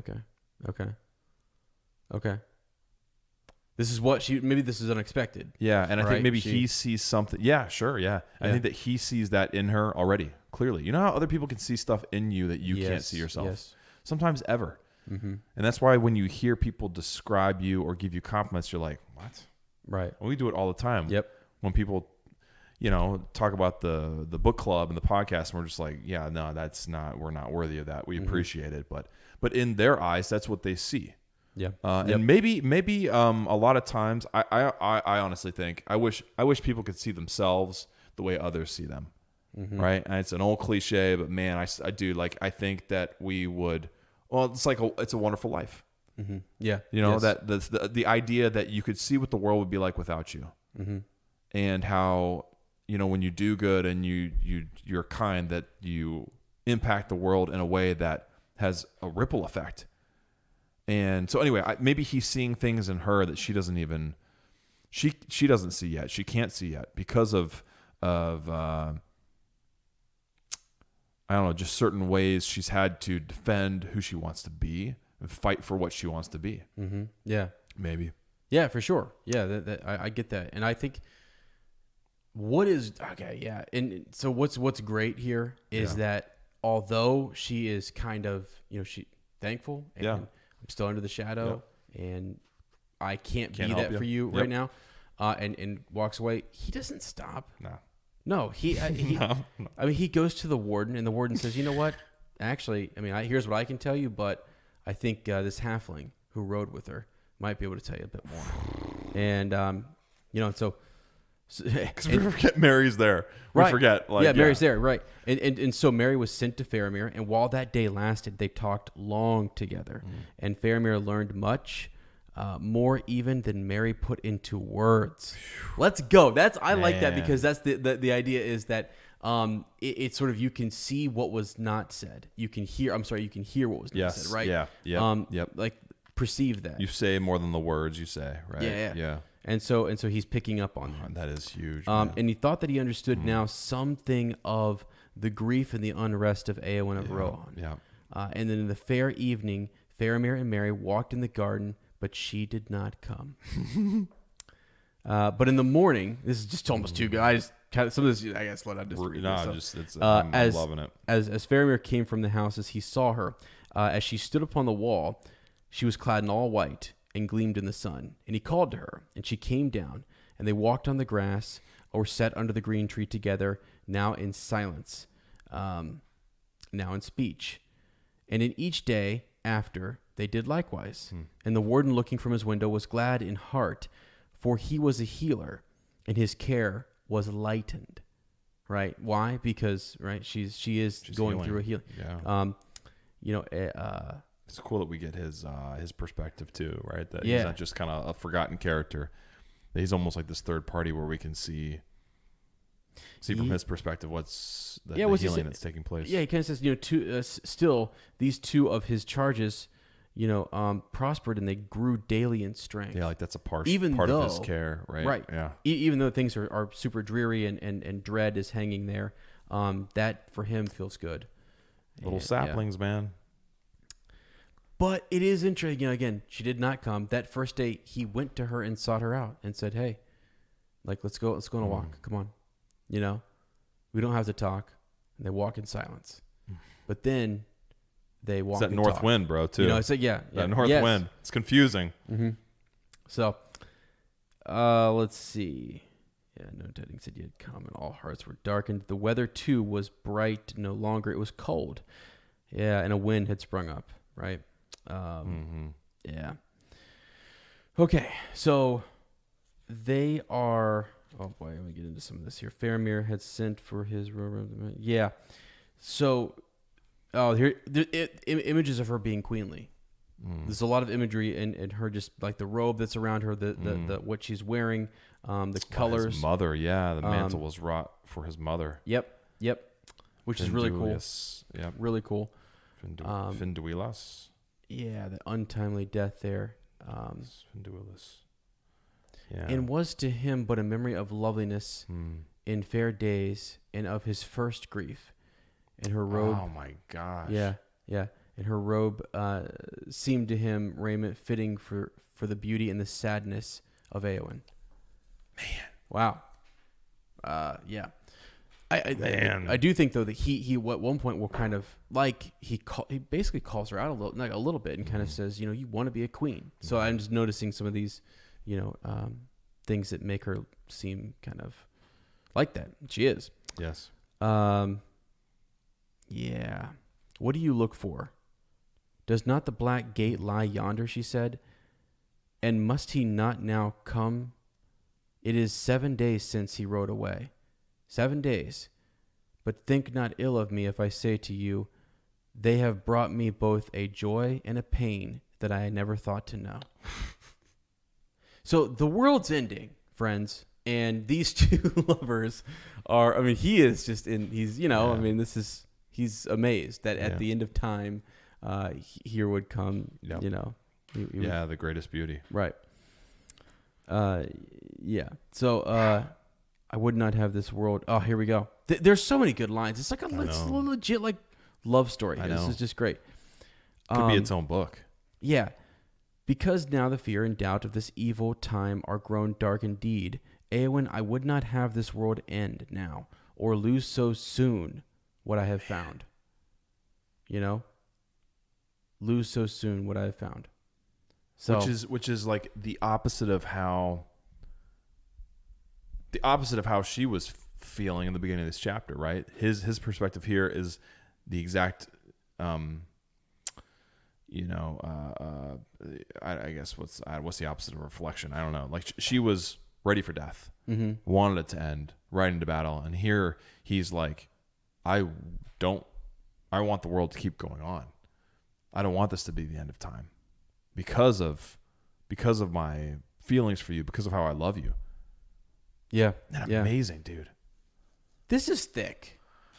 I just have to say this. And I did not think I would be going this line by line. Is this a 2-part chapter? It's weird because we said earlier, I was sort of like, actually, we kind of whispered to each other. I was like, is this a 2-part chapter for real?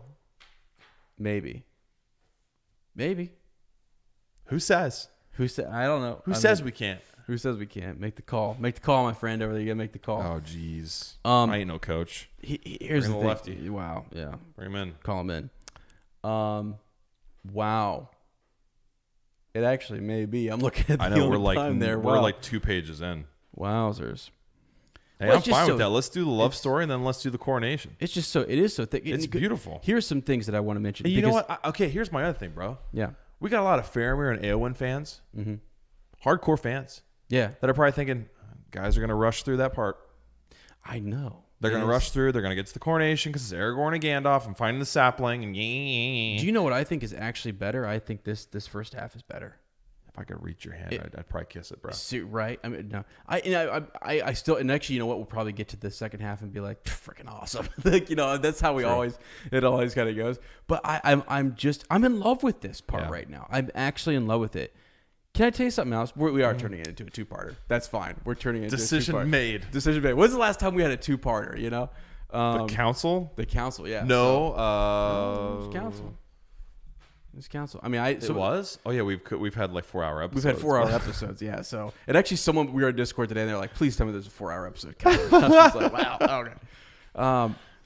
Because I do want to take my time with this. Yeah. We're here. We're getting close. But I want to get to the core of this. Like I want to understand what's going on here. Because there's a lot going on with Eowyn. As you were speaking, I was kind of reading ahead here. He says that he's found something in these last days. I would not, the world would end now, or lose so soon what I have found. Yeah. And she says, what you have found, Lord. She can't understand this, and she looks at him gravely. I know not what in these days you have found that you could lose, but come, my friend, let us not speak of it. Let us not speak at all. To her, her preference seems to be silence. Like it seems to be that way. And, he's trying to speak with her and talk with her more, but she still believes she's at near this great abyss, this darkness. Is the intimacy freaking her out? Let's be real, bro. Let's just talk. I guess. Is the intimacy is his intensity freaking her out? Yeah. I mean, he calls her, like some stuff goes down here just a little bit. Like there's a change that takes place. Which I think is, I don't know. I actually think really right now, so as where we leave it She's just not seeing it. Well, I think she is so, all she sees is doom. Yeah. And she sees this as the end. Yeah. There's still a veil that's over her. I know that it's like. Dude, let's not forget. Wounded by the Witch King. Yes. Right. That's something I often forget. Very hard. Think about Frodo. Right. Yeah, really. Wow, that's a wound that just won't. Yeah, it doesn't really go away. No. Now his is different. Obviously, he was stabbed. Right. She was crushed. Yeah. Right. Maybe it's a lesser deal, but still, and then Frodo with the ring. Yeah, but still, it's still not good. Okay, so let's see. But come, my friend. Yeah. Okay, here we go. So I stand upon some dreadful brink, and it is utterly dark in the abyss before my feet. Mm-hmm. But whether there is any light behind me, I cannot tell, for I cannot turn yet. I wait for some stroke of doom. That's what she's waiting for. Yeah. That's what she's waiting for. She's not waiting or looking for... Not this love. No. Gum, man. And so he's, true. That's I hear you there. Why can't we do it hand in hand? Yeah. Why can't we fight it with some love together? Yeah. You don't have to meet your doom alone, man. You know what I'm saying? Right. So look at this. Okay. There's so much. He touches on every single sense here, I think, except for maybe taste, and maybe that. Well, he's going to come to that in a second. But, good Lord. I mean, you read some extra pages there. Yeah. Well, I'm just saying. I'm just saying. He talks about what they hear, what they see. And just the idea that the wind is dying down, light is fading, sun is going away. No birds. There's a hush that kind of fell over the land. No rustle of leaf, no, they couldn't hear their own breath. Time halted. Yeah. Not even the beating of their hearts. Right.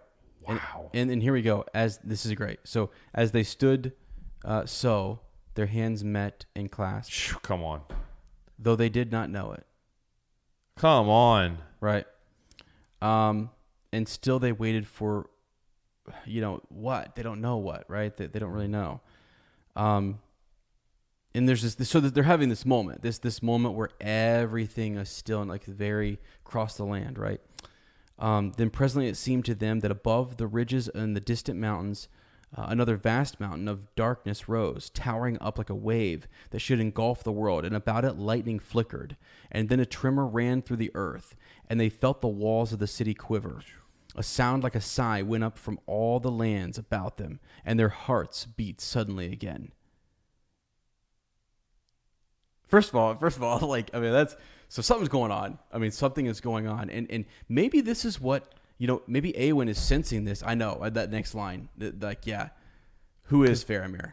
Who is he, man? And also, didn't we talk about the connection, the battle before the Black Gate, reminding us of Numenor, of the waves crashing, of the islands up on the hills, Absolutely. the way they fought. Yeah, it reminds me of Numenor, said Faramir, right? And wondered to hear himself speak. He couldn't believe that. He was like, wow, it was of Numenor, right? Yes, the land of Westerness that foundered, and of the great dark wave climbing over the green land and above the hills and coming on darkness unescapable. I often dreamt of it. Wow, unescapable. So, and suddenly with that, to hear someone, and we again, talked about this too, dude, about how it was like the flip flop of that. Yeah. This was the end of the. Oh my gosh. Right. I was thinking that too. Was in the subconscious or something. Earlier, we had kind of said, okay, so she is, again, seeing the type of man that he is, and the warrior that he is, and the leader that he is, to have him, who is far-seeing, to see such a thing and to think of such a thing. All she can do is draw close to him. It draws her closer,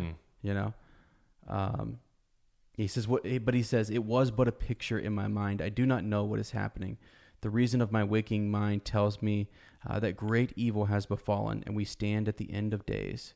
But my heart says nay. So hold on, let me back up. My mind tells me. But my heart tells me something else. And my limbs are light, and hope and joy are come to me. And actually, I think that's the whole thing, this whole story, right? Yeah, it's both. It seems like Sauron and like the Dark Lord, his presence, this weight, and what he tries to do is a work on the mind. And it's impossible. Can't be done. Right. Odds are against you. I'm going to target this instead of the heart. The will. That's you can't get to that. That's something you can. This is where you can try and stop me, but there's something deeper that you can't get to, and that is what, funny when you listen to that. The ring. That's what guide you. The ring works on breaking what? Yeah. The mind. Yeah. Works on breaking the mind. Right. Yeah. Wow. And so he's seeing two things here. His mind is telling him that this is coming, but his heart is saying no. Wow. And he says, and hope and joy are come to me that no reason can deny. Eowyn, white lady of Rohan, in this hour I do not believe that any darkness will endure. And he stooped and he kissed her brow. As she's leaning in close to him. Let's just blow this moment up here, okay? I mean, it is awesome. It really is awesome because they are two, they've turned into, especially Faramir. Eowyn, I was always like, yeah, let's go. But this, I'm loving this. So they stood there, and this is kind of this is great. So later on, you'll see often they're walking and they're on a wall and they're up above where people can see them. Yeah. And so I think it's good for the people to see the steward walking around, and that would give you hope. He's healing. He's walking around. He's still there. He's still looking eastward and has a hope in his. It gives the people hope, I think. So there they are. Here we go. Here we go. So, and they stood on the walls of the city of Gondor, and a great wind rose and blew. And remember, the wind had gone away, Yep. and you see it kind of, come and go. Yep. And their hair, raven and gold, streamed out, mingled in the air. And the shadow departed, and the sun was unveiled, and light leapt forth. Wind and light. Yeah, right. And water. Yes, and water there of the Anduin, right? Shone like silver. And in all the houses of the city, men sang for the joy that welled up in their hearts, from what source they could not tell. This power, this dark, evil presence lifted. Mm-hmm. Yeah. Man. Yeah.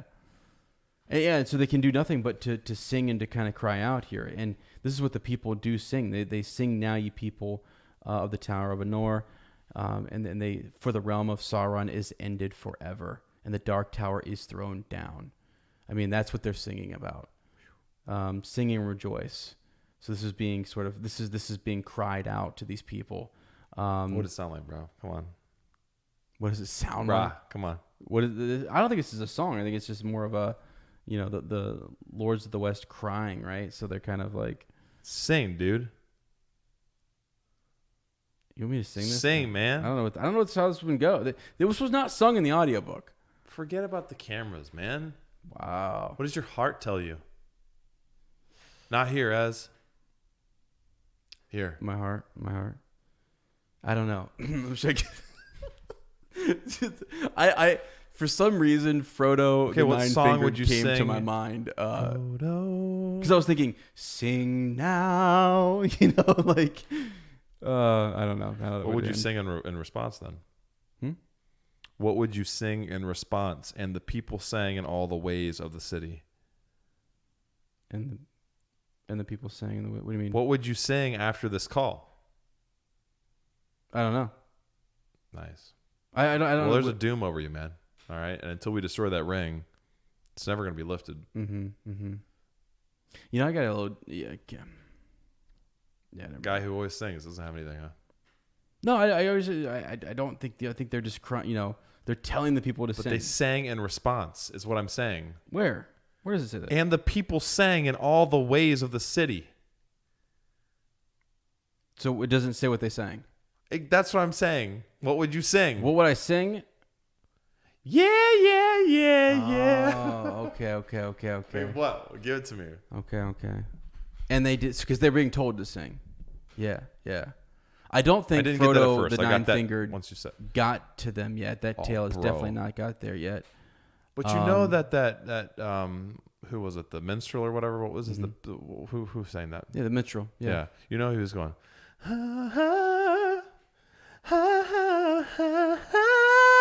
Yeah, I do. You know he was working the melody. Yeah, out. he was. I don't know what would they sing? I feel like if light's shining through, I feel like that's what you'd be like, you'd be singing about the light, right? Do it for us. Yeah, like some I need words. I'm not good at coming up with stuff. They would just be singing, light, right? They would just be like, you know what they would be singing? I'm ready. Let's go. This little light of mine, I'm gonna let it shine. Oh my Lord! They'd all have little files in their hands. Yeah. Oh, could you imagine? Be hilarious. This little light of mine, I'm gonna let it shine. Whoa. Hide it under a bushel, no. Oh, I'm gonna let it shine. Let it shine. Let it shine. Let it shine. Stick it under a sapling, no. I'm gonna let it shine. Oh. Stick it under a sapling, no. I'm gonna let it shine. People are taking their earbuds out right now. They're like, going, this is a joke. This is not. That's not. But it would be something about light, and that's what they would be singing. I think people would be singing different things too. I think they'd be in the street. That's what it means in all the ways of the city. Yeah. And so was Brodo Swaggins in the house? Was he in a corner with a little cup going? We need Rebecca Robney. Yeah. The real Brodo Swaggins. Yeah. I thought you were going to the lights back. Mantle passed to her. Yeah, the lights all back. Don't see no clouds no more. Yeah, something like that. And the wind's picked up. Y'all know what that means. It means the ring is gone down to the dreams, nightmares, pains. You know that's my real names. I'm Frodo Brodo. Don't call me slow-mo because I'm not. Right. Out. Bring me some light. Good. And some H2O. And while you're at it, throw in a couple wins. You thought I was going to say something else. Something like that. You got all the elements in there. You got them in there. Couple flow. Yeah. So the people be singing. They're singing. Yeah. And things are looking good. We've got, gold, spring, summer, all good things happening there. Tidings came now swift. So now they're getting messengers and things, it seems like, too. They're getting these... they actually send... Mary was summoned, right? He rode away to Osgiliath. And he's going there by ship, right? Faramir didn't go. Nope, he's the steward, right? He's got the stewardship there, and his duty was to prepare. Eowyn didn't go. Right, yep. He had to prepare for one. Though her brother begged her. Yeah, so Eowyn did not go, though her brother sent word begging her to come, right? And this was a wonder to Faramir, man. Yeah, this was, right? She loves why? me. Why didn't she go? She loves me. Now you have permission to go. You can go. She loves me. The battle is over. Okay. Yeah. So she loves me, man. She dwelt That's what he knows. Houses of Healing. She loves me. She loves me not. He's picking those flowers up in the hills. Walked alone in the garden, and her face grew pale again. And it seemed that in all the city she was ailing and sorrowful. The warden had said that she was getting better, right? So it's like what's going on here? So he's troubled, and he speaks to Faramir, and Faramir decides to go to seek her out, and he said to her, Eowyn, why do you tarry here, and do not go to the rejoicing in Cormallen, right? Yeah. Where your brother awaits you. Do you not know?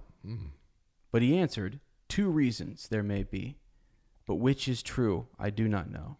But he said, she narrowed it down to 2. I mean, I have no clue, right? I was reading this the first time. What? Yeah. Like, she said, Perceptive man. Right. I do not wish to play at riddles. Speak plainer. Then if I will have it so, lady, he said, you do not go because only your brother called for you. And to look on the Lord Aragorn, Elendil's heir, in his triumph, would now bring you no joy.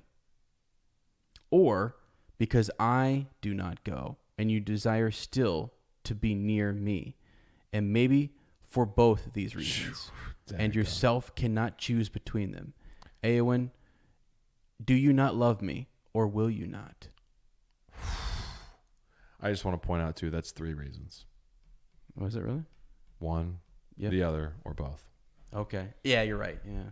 3. Again. 3. Look out. Like something about to happen. When there's 3. What do you think about that, though? But seriously, like, what? It's I am like, being serious. Well, no, I know, but like he says to her, like, you're right. He calls her out. Yeah, he's calling her out. He knows exactly what it is. Like, either you want to stay here with me and you want to stay close to me. I can't go, and I have the stewardship here, or it's you're a little upset that it was only your brother who called for you. Had Aragorn have called, you would have gone, right? But he didn't, and since he didn't call, you're not going. Think about that now. Think about that, right? So, I wished to be loved by another, she answered, but I desire no man's pity. See there, right? Yeah. But I desire no man's pity. A different meaning. Yeah. Than what Faramir felt. That's what I'm saying. Yeah. That's where I'm like this disconnect. I mean, I'm like, Interesting. All right. So like, Aragorn won't call her, and so she won't come. She begged him to stay, and he went. It's just interesting, the dynamics. Yeah. It's just. Yeah, and so here again, he goes a little further with her. He says, that I know. He says that I know. That's okay. You desired to have the love of the Lord Aragorn, because he's this high king, and Puissant. and you wish to have renown and glory and to be lifted far above the mean things that crawl on the earth.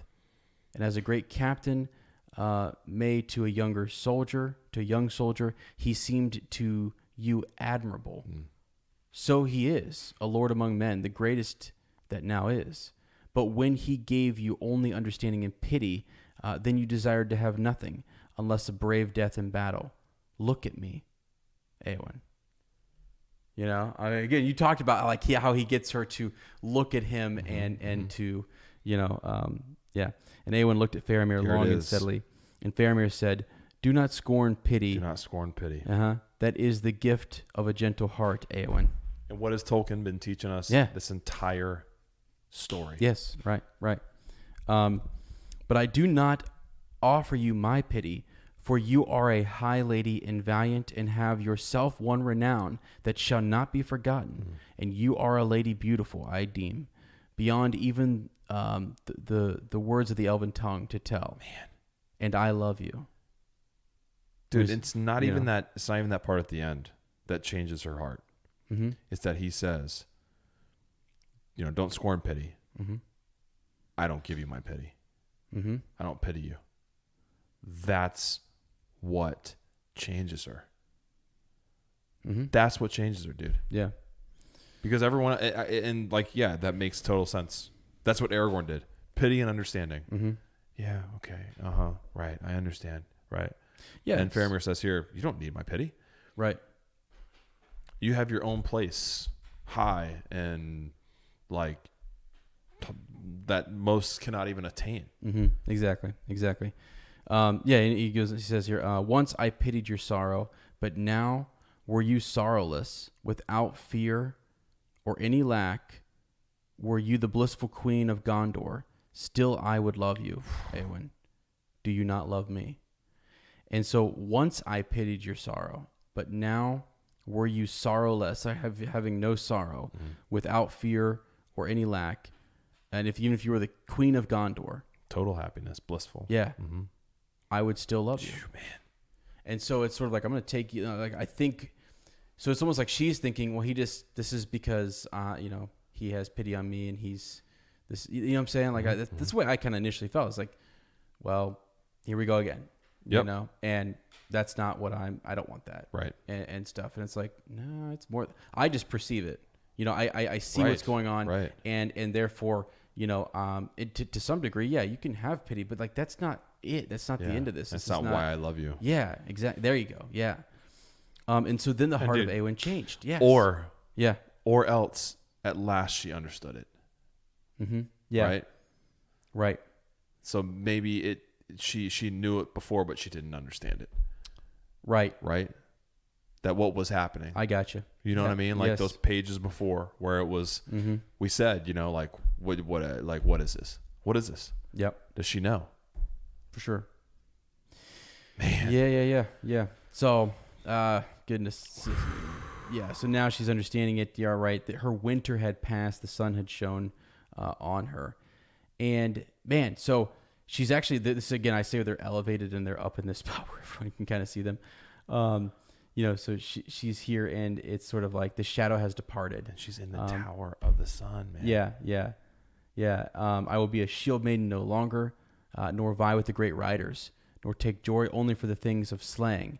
I will be a healer and love all things that grow and are not barren. And again, she looked at Faramir. No longer do I desire to be a queen, she said.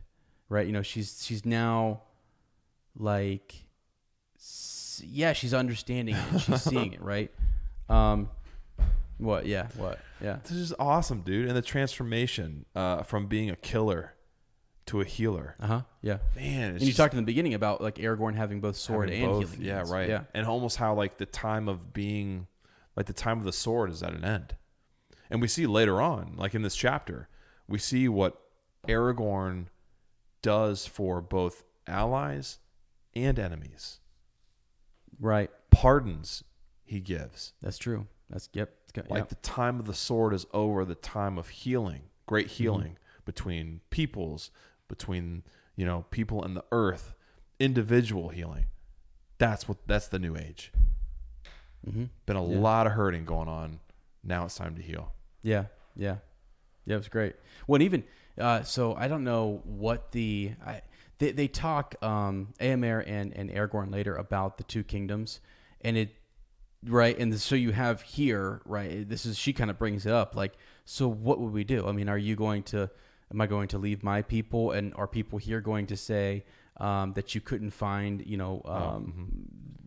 a descendant of Numenor or what have you? I mean, there was none in Gondor, man. Yeah, and it's like what there were no women of the race of Numenor to choose, right?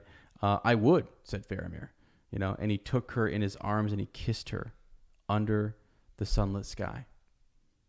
And he cared not that they stood high upon the walls in the sight of many, and many indeed saw them and the light that shone about them as they came down from the walls and went hand in hand to the houses of healing. Whew. Yeah, and this is then the warden finally he comes back and here she is healed. Now I see it. Here is the lady, and now she is healed. And he said, "I release you from my charge and bid you farewell, and may you suffer no more hurt or sickness." Right? Yeah. And how that was the last healing that had to take place. Mm-hmm. Yeah. Wasn't even necessarily the 7-day thing. It was that's what had to happen. Yes. Yeah. Right. It really wasn't about like time there. It was. Well, yeah. Well, I mean, it was time. Yeah. Right. But no, you're right. It could have. I mean, it could. Well, I don't know. Could it have happened? But I don't know. Like that's the thing. That's a whole. We asked that question throughout all these stories. Like, could it have happened in a different time or a different way? And it's like, well, it didn't. So maybe it wasn't supposed to. Yeah. Part one over. Part one over. Man. Basically, she says there, like she tells the warden, now I don't want to leave. So she decides to stay in the houses of healing until King Aemir comes back. All right, that's who she's waiting on coming back. You see what I'm saying? Oh, yeah. It's not until Aragorn comes back. Yep. It's her brother Aemir. It's her brother. That's the king she mentions that she's waiting on returning.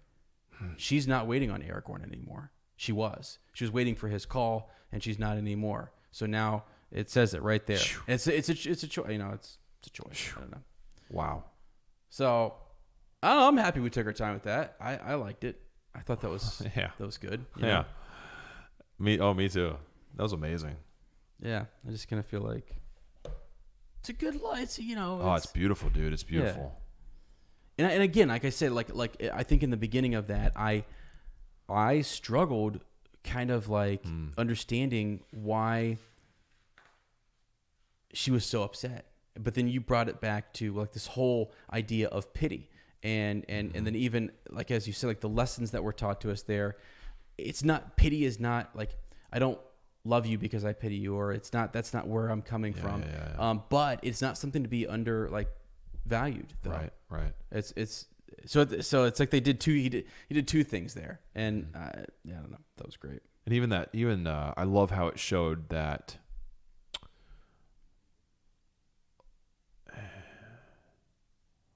I don't know. I was going to compare it to something else, and I don't know enough about it to compare it, saying that the other is flat. But this is not a flat love story. It's very like messy, and there's a lot of honesty. Yeah.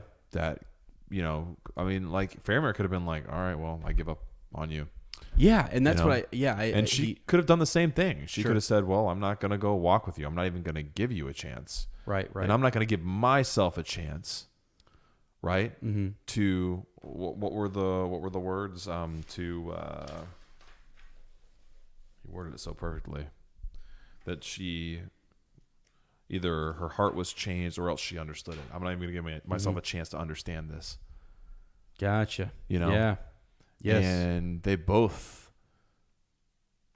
Yeah, man. She even though there were times where she waned, right, and sort of like didn't come meet him and walk with him, or whatever, that right. She didn't give up on that. It's interesting. Interesting. And there's nothing wrong with being in different places at different times, right? Like so. No, not at all. Like in what was given to Faramir. I think we try and force that other stuff is when it gets bad. That's when if you're like trying to force feelings or a relationship, it's not going to work. It's not going to work. Well, and actually, here's something too. Maybe Faramir, like this whole idea is that he is far-seeing and he is able, like what he sees in the mind and stuff is going on there. Yes. His heart was more open, and then so boom, he's able to sort of listen to that. I feel like hers is more closed off, and she is sort of like these are the people. Her brother, King Theoden. Yeah. These are my, and that's. I tried with Aragorn. I tried to make it. Didn't work.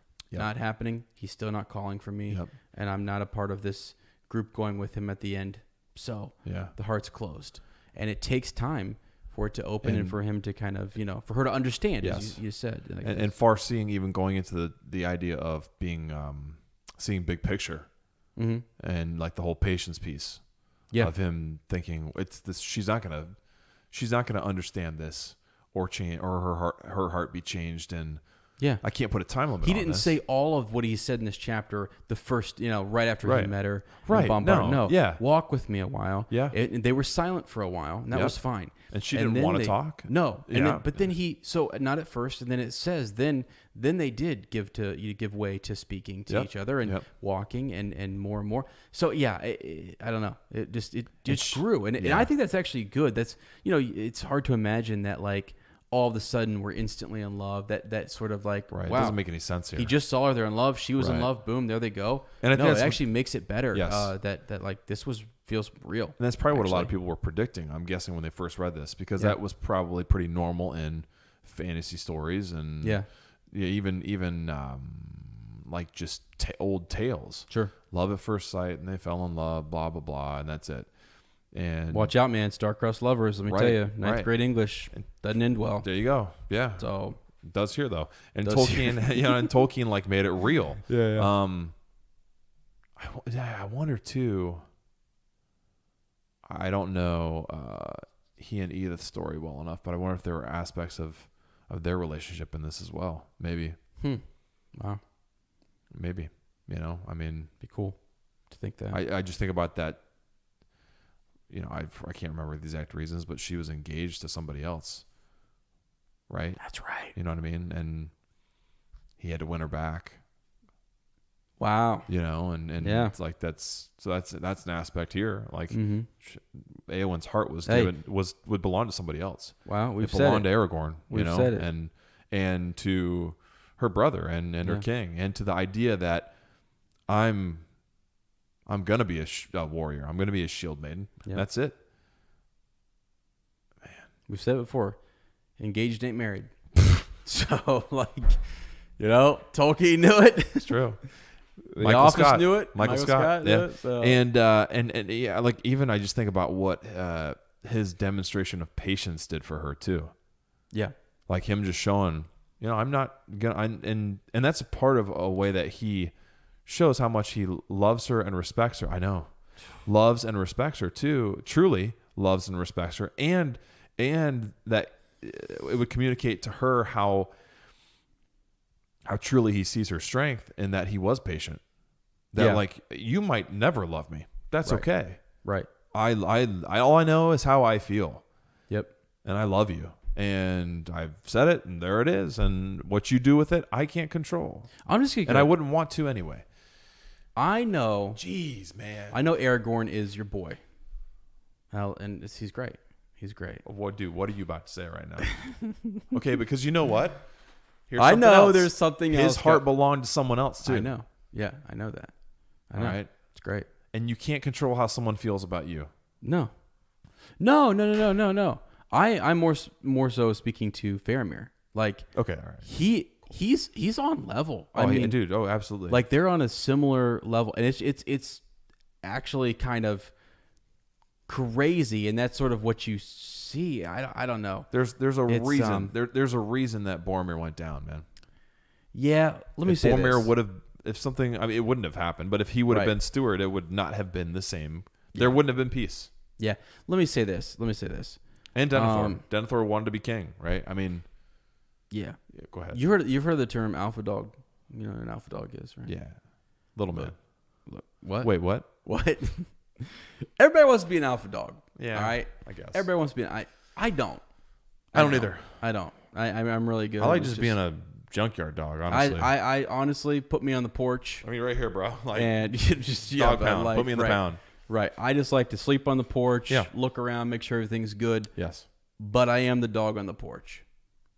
Okay. All right, you got me. Top dog on the porch. It's kind of one of those like, you know, like, and I'm totally joking, but I when I think of Faramir, I think he's a dog that he's allowed on the porch. Yeah. And this is his porch, but he's not patrolling or he's whatever. You guys, Yeah. I mean, what? Come up on the porch or whatever. Don't get rowdy. I'll put you off the porch. I mean, he's like, he could be an alpha dog, but I just don't think he's. So he's a dog. Yeah. But he don't have to be the alpha. No, he's a dog. Sometimes I think he's a dog. I think you have to be a little more confident to be, a bro. beta. Here, okay, man. My lord, you want to get into a side conversation? Okay. This whole overemphasis on, I mean, if you're in education, and I don't know if they do it in high school, they definitely do it in the elementary level. Of everybody's a leader. How can you be a leader? Lead, or leader, dude. Whatever. If everyone's a leader, then who's following? It's impossible, and it's stupid. All right? You know what I would rather do? All right? Yeah. I'd rather follow a great leader. There are many ways to lead, too. Yeah. Yeah. Many ways to lead. Yep. You know, you lead by just doing your job. Yeah. Yeah. You lead by being a good person. You lead by not worrying about who's following you. Yeah. What's the well, and what's the old I forget what the saying is, but like you got a line of people, right? And you've got the leader out in front, but truly, who's in the very, very back? Where was Strider walking, bro? That can see everything. And Where was Strider walking? Yeah, when right. The nine, he's in the back. Yeah. Yeah. He was a ranger. Just saying. He would rather be in Rivendell. Yeah. Eowyn asked him. Yeah. Yeah. You know, do you not wish to whatever? He said, if you don't think, I would much rather be in Rivendell right now.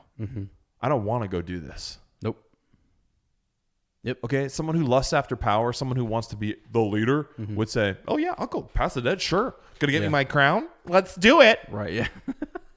He said, no, man, I don't care. No. Like, I don't want to be king. Doesn't matter. I mean, I will. Obviously, I am king. I'm rightful. Yeah, there's that aspect to him as well. Right. But that moment is very telling. That moment, for me, shows how they shaped the film Aragorn of being much more reluctant and much more like, yeah, I guess. Right. Where in the books, he's much more, I'm ready for this. This is my he knows time. It's, yeah. But in that moment, you get a flash of maybe his heart that's sort of guarded up. It is, yep. Of, I know this is my role. I know this is my destiny, but I would much rather be doing this.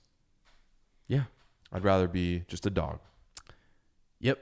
Because I'm a dog. On the old porch, Yeah. Or in the woods. Or in the woods. Or at the pound. Yeah, that's fine, too. Either one. Whatever. All right. Well, that was fun. That was fun. I love the audible call there on making that a part one. That's great. Red 90. Blue 42. I feel like we would have flown through the rest of it, and I didn't want to do that. Oh, my gosh. I mean, it's 2:30 in the morning. Let's cut ourselves a break. Okay, yeah, true that, too. Yeah. My throat is dying. Anyone on I can't imagine how yours Discord, is. too. I kind of want to check. Like, who is... Melkor? Is Melkor there singing? Good Lord, Melissa and Sheriston, God bless you. Wow. Some people were even saying good morning. Sweet Lord. Like, come on. They're saying that's good morning. True. That's true. They're saying my good girls morning. will be up in 2 hours. Yeah. So, all right. So with that, then let's, here we go. Let's get into, we've, I've got something here for Bywater Post, if that's all right. Yes, please. Is that okay? Yes. Yep. Sorry, I'm just responding to my sister to tell her to not drink Diet Pop. Oh, yeah. She just got up too, right? So it's morning for her? 1:16. She texted me, so she was probably up feeding. Oh, okay. Gotcha. Little JoJo. Gotcha. I just kind of figure, All right, so here we go. This week's Steward. Yeah, here we go.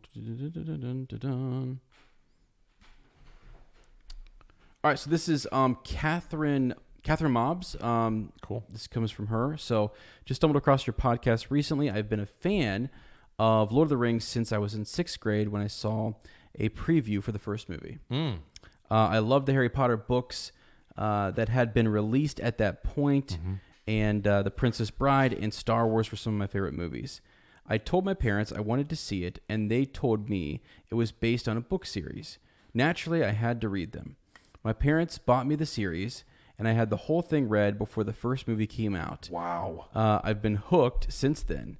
Waiting for each new movie was like waiting for Christmas to come. Mm-hmm. That's what I love about it. It was inseparable. Christmas movies. Yeah. Still around Christmas time, I think. The Lord. No. Mm-hmm, mm-hmm, yeah. When it was announced that they would be making The Hobbit into a movie over 10 years later, my now married adult teacher self was as giddy as the 11-year-old me when I saw the first preview. Yeah, I was too. I filmed the trailer. Really? I took a camera into, I can't remember what movie it was playing. You're kidding me. No. I just saw that movie just for the trailer, and I had my little Kodak camera thing that had video mode. Yeah. Put video mode on and filmed it, and I watched it back. You know you weren't allowed to do that. Yeah, well, I wasn't bootlegging it. What were you doing with it? Watching it myself. Okay. Well, sounds like... But a lot of people, I remember when that trailer came out. Were you mass watching it? What? Were you mass watching it? No, I wasn't Catholic, so. But I remember a lot of people were going to whatever movie that was, watching the Hobbit trailer, and then just leaving. Really? It was one of those. I think people did that for Force Awakens too, didn't they? When the teaser trailer came out in theaters, because at that time it was like the first. Maybe I don't know. I know people have done it for movies before. You went, you watched the trailer, and then you didn't even care about the movie. You left. Yeah. I guess it was before the internet, so. Yeah, but still, I get that though. You're so hyped that you want to just, what's this look like? I want to see it. Yeah. I mean, we still don't have the internet here in Amanda. Right. So we don't know what it's like out there. Scary. So she was amped. Yes. I'm sorry. Then Amazon announced the show and started releasing maps. As the maps started releasing, I began Googling. I stumbled across the podcast and have enjoyed being able to relive the books with the two of you. That's cool. That's cool. So cool. That with the show, that was that's neat.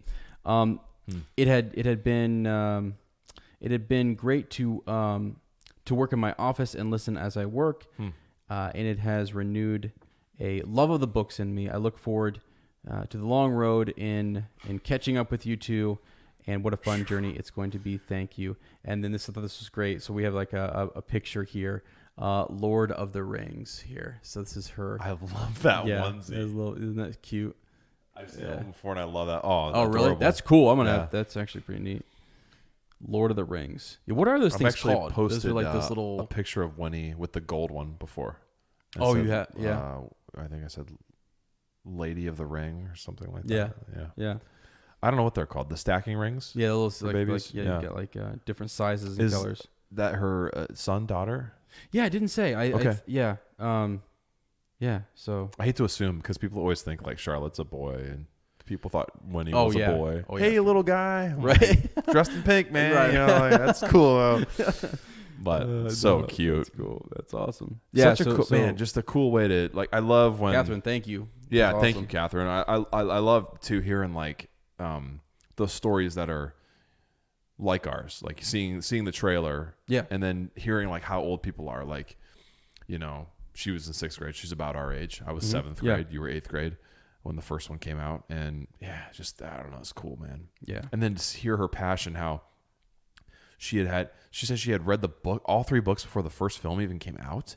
So she saw the trailer. She knew it was a book series. Yeah, that is crazy. And then went for that's because awesome. I didn't read. I saw the first movie without having read any books, and then after that read the books. Yeah. So I only went in knowing the books for 2 and 3. What year did the first movie come out? 2001. December 19th, 2001. December 18th, 2002. Right. December 17th, 2003.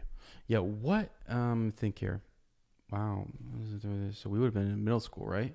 7th, 8th, 9th grade for me. 7th, so 8th, 9th, 10th. Gotcha.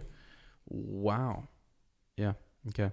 Because I remember, I told you, the 6th grade is when I started with The Hobbit, and then from there, I muddled my way through as a middle schooler trying to figure. I was not a good reader, and so I remember that being my first read through, not even knowing that they were making a series. Yeah. And sincerely, not even knowing, just thinking these were cool and reading them in church because because of Aunt Betty's stash. Aunt Betty's stash. I had to get one. She had to shave, didn't she? Oh, you have to watch. Yeah, you have to listen to Narnia for that. I'm gonna tell you. Yeah, but anyway, I don't know. Just kind of that's cool. It's a cool connection to think that we were reading those around the same time and stuff. It's awesome. So. That's all right, awesome, cool. Catherine. And Yeah, that's beautiful. it. So we have more coming next time. Man, we're getting new ones every day. Yes, I know. Every day. So just know that we're reading, or I don't read them all the way through, but I kind of glance at them as they come in, and I'm like, oh my gosh, wow, this is oh my gosh. Right. So we are seeing that. So if you're sending it now and you're like, where is my my story? It's coming. It's coming. It's there, yeah. And we have also kicked around the idea of doing an episode of. Yeah, we're gonna have time to do it too. I think between at the end of this book, going into the Hobbit, and I think that would be a good time for us to do it really over the summer. Do a couple bonus episodes. We could do the one with the trilogy with Hillary. Yes. We have and then we could do a Bywater post deep dive in the bag. Yeah. I think that would be good. I think it'd be really good. Getting deep into the bag. What would we say? Grabbing in the bag. Bottom of the bag. Bottom of the bag. Sure. I like that. Slogan machine over here. Underhill. Wait, Underhill. For Hillary. That sounds... No, it was good. I was, There's another meaning, though. I don't like that. Really? I don't know. Bro. I'm sheltered. Let's move on. I don't know. You're not as sheltered as you put on. Strawberries with cream. All right. Okay. So I was originally we were going to go through the whole chapter, right? Full disclosure, I'm kind of glad because I didn't finish the chapter, so I'll be a little more sharp next week. But life happens, guys. Book club. Oh my god! You always have the dunce. I just read this. These are gold. The stuff you write in here is just gold. Thank you, my friend. Thank you. Thank you. Oh, and I have your vision there. You're going to talk about your vision probably, right? Yeah. I think originally I was going to say, well, for this week, I guess we can split it up, but it was pick your poison. We've never had this before in Strawberries with Cream. You have an optional, one or the other. Okay. Describe a moment you fell in love or recount a time one of your homegirls got the recognition they've always deserved. So kind of playing on the love story in the first half and the coronation in the second. Let's go with a moment you fell in love then, since we, Well, yeah, that's what I was kind of getting at is we're going to break it into two. Got you. Hey, I got you. I'm here. You get enough room? Are you really? You've already told yours, right? Yeah, but actually, I had a different in mind. Really? Yeah. This would be great. This is good. Well, so I met Sarah actually on a soccer field. Mm-hmm. This was like 2 years before we went on that trip. Yeah. She was dating somebody else. Didn't even look at me. Didn't talk to me. Was talking to Jimmy, because Jim was really good friends with the guy she was dating. Yeah. And so I was just like, third wheel. I'm like, she's gonna chop liver. She's gonna say hi to me. Right. I remember thinking like, wow, hot lady, babe. Yeah. Too good for me. All right, cool. That's fine. Yeah. I'll move on. Right. But I never forgot that. I never forgot her. Yeah. So you were, that was it? That's when you your first I was just like, wow, she's beautiful. Right. Yeah. Yeah. Maybe some sorrow in there. I don't know. Sure. You know? Yeah. But yeah, I knew that she was dating somebody else, and I thought way too good for me, bro. Like how you thought about her. Yeah, absolutely. Right? Yeah. Sarah, she's kind of a little uppity or something. Right. And I was like, way too good for me. Fine, whatever. Right. I'll move on. And but then that was the first moment, and then getting on that plane for the trip, I was like, I had heard Jim, my buddy Jim, was like, yeah, Sarah Andrews is going on this trip and stuff, and I was like, oh wow. And I remember seeing her name on the list. I was like, okay, wow. Mm-hmm.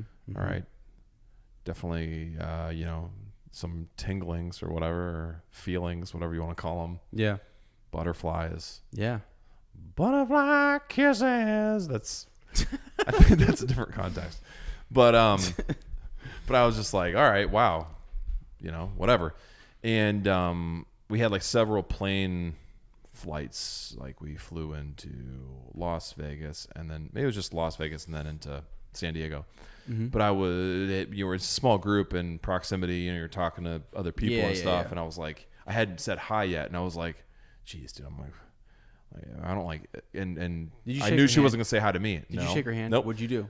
I just said, I've got to say hi, or it's just going to get real damn awkward. And it's going to be one of those things. Why didn't you reach your hand out and shake her hand? Because that's not me, bro. That's your move. Okay. So, and I just thought to myself, I was like, if I don't say hi, something, it's not going to happen. It's going to be one of those things where it's like, should have made that first move because it's too late now and it's never going to happen. And just like both parties would kind of go like that. You know, you come together and if you don't do that, then you just, it's just natural kind of thing. You have to have a crossing point. Yeah, or otherwise you never come. You either keep going this way, or you come together and you're one. Right. That's it. Mm-hmm. But if you never come together, you're that way. So I was walking down the aisle, hearts racing because I knew what I had to do. Gorgeous Sarah Andrews just standing there, and I walked by and I just said, "Hey, how's it going?" And she looked at me and was like, "Good, how are you?" Like, good. Went to my seat, and that was it. Wait, is that the first time you spoke to her? Yeah. Let's go. She remembers that vividly too. Let's go. So I mean, she says at that moment, she's like, "Oh, I can't believe this scruffy looking Nerf herder just said hi to me." Yeah. So it's one of those things. It was like, all right, I've said hi. Now I can move on. I can talk to her. I can get to know her, and it's not like just this, "Hey, how you doing?" Like, you know, like I just had two images in my mind. That the first one, which was really awesome, and I had the second one, which would have been hysterical. Classic Lane walking by and just butchered that tripping one. over a curb, and you know, oh wow, saying I'm gonna go get some healthy ice cream. It's awesome. You know, yeah, that's fun. Yeah, cool. What about yours? Yeah, so falling in love, right? Yeah.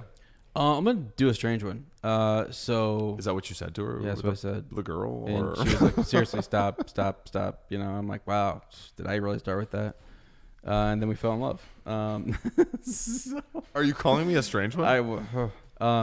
So, have you ever had? This is for everybody who's listening too. Oh, geez, right. Yeah. Have you ever like growing up and Never like grew had up. like a dream girl? Like a girl in your dreams who you like were in love with. That wasn't a real girl. She's not real. Can't say as I have. Really? No. Okay. No. I mean, I had like celebrity crushes. Have I ever told you this story? About my. Does this go along with your vision? No, I'm skipping that. Actually, I've decided. Yeah, that's an after the podcast. Revealing. Yeah. This is okay. For those of you watching at home. Wow. No. So. I was with, I don't know, growing up, I forget, I was in elementary school. My grandma, we were always in the car. Mom and dad were working a lot, and so we would drive around with grandma, go into town, come back. There's this spot, you know when you first get on like a Shockton Road in Mount Vernon, and there's that little weird sort of like turn thing. There's a huge tree there. There's a huge tree on that corner, and there's a house. Grandma knew someone who was there. And so we would pull in there from time to time. I don't know if there was a girl at that house too or not. I don't know what caused this to like this came on. But in my dream, we were there at that house. So you were dreaming it. And we used to, huh? Is this a fantasy or were you sleep dreaming? No, this was a straight dream. Okay. I remember this dream because I actually so like you had the journal in school, and my mom eventually asked me, "Who's this girl?" She's not real, Mom. So did she have a name? No, she did not. If she did, I don't remember it. But like, I can describe her to you to a T. Like, I remember Could like you draw her? I was in love. Yeah, I was in love with this girl. The first time I met her, seriously, the first time I met her, it was in my dream. Okay, all right. She's at the top of this tree, the very top, right? And wait, this is an appendices. Is it? Yeah. Dream whale, dream girl. That's what I thought. Yes. And she jumps from the top of that tree. It floats down or what? Doesn't float at all. I mean, just jumped down like it was no one's problem. Like just boom, jumped, landed. Hey, how's it going? She's from a video game. It was really crazy. And I remember going, wow, that's epic. And this is the girl who we went through. People are going to think I'm nuts, man. People are going to think I'm absolutely crazy. But I remember being at Columbia Elementary, back by the fence, and in my dream we went there. Like, for some reason she was on the playground one time. Like, it was a reoccurring person who came up in my dreams, and I literally have no idea how this is even possible, but it was real. And we were at the back of that tree, and I remember it was a spot where there was like some gravel and things, and kids used to like have fun running back there and hiding from the teacher and stuff or whatever. but it was a portal. And she showed me that it was a portal. It took me to a different land. And I used to watch the movie called The Land of Far Away. If you've ever seen that, it's freaking amazing. Christian Bale, one of his first movies ever. Christian Bale is in The Land of Far Away, The Land Far Away. Portal. It kind of sounds like some Narnian. And we like go there, and it's like crazy. We fight all these battles, and she was literally a warrior princess. I know, I kid you not. I'm not making that up. She was a warrior princess. Well, that's why I thought of it. I was like, holy cow, like that actually. Yeah, she had, What if you met this? So does she aged as you've grown up too, or no? She did for a little bit. Yeah. Yeah. What if you met? It was someone, wild. What if you met someone in real life and you were? I'm not even embarrassed to tell would it you, because like would you cry if you met her in real life? Oh yeah. Like if it turned out you found someone who at least looked like her and you were like, oh yeah. It's odd because they kind of do know what she looks like. It's crazy. It's crazy. Wow. It's crazy. What did she look like? Can you describe her? I don't know. I don't think I'm going to. Yeah. Off air? Off air, I will. Yeah. Yeah. Okay. Yeah. So no vision. No vision. All right, cool. No. The only other thing I'll say is that I did fall in love with a girl when I was in 4th or 5th grade at a COSI overnight trip. Oh boy. Why? Because the electricity's there. The ball. We stayed overnight. Hand on and the and hair for stays up. some reason, my mom was there chaperoning, but it was a new phase for us. Like the girls were right over there and we were right over here, and we were like, "This is," and oh man, yeah, isn't that beginning of that stuff like so icky? Crazy, absolutely crazy. Like the 5th graders in our school. Yeah, they're starting to like develop feelings, and it's every weird. classroom smells like armpits. It's a weird time. Yeah, it's a weird time. I remember that morning. Like I would never want to be in middle school ever again. Yeah. Well, this was the 5th grade. I think this was 5th grade going into middle school, and like it was like that last, you're at that last like leg or whatever. And I remember being woken up in the morning with all my bad breath and stuff, and being asked by this girl, "Do you want to brush your teeth?" I'm just like, so literally the most wonderful thing anyone's ever asked me in the morning. And really, she was saying, "Your breath stinks. You really gotta work on, yeah. Come on." But it's like, wow, you noticed my bad breath. Wow. I was the first person you came over here and told that to. It's so that weird. Means it was really bad. Good old 5th grade. Smelled across the room, honey. Wow. So, that is amazing. There's amazing. There's that. Well, yeah, I feel strawberried and creamed. Good. It's great. Good. How can our friends share the load? Hey, I would say keep sending in your stories. We said this on Further Up. It is one of the things that truly connects us, and we love to share your stories on the podcast. And we are mapping them out for the rest of this year, and we're going to be sharing some over the summer, maybe a bulk of them. And I think that's going to be great. So I got another one too. Yeah. Go check out Further Up.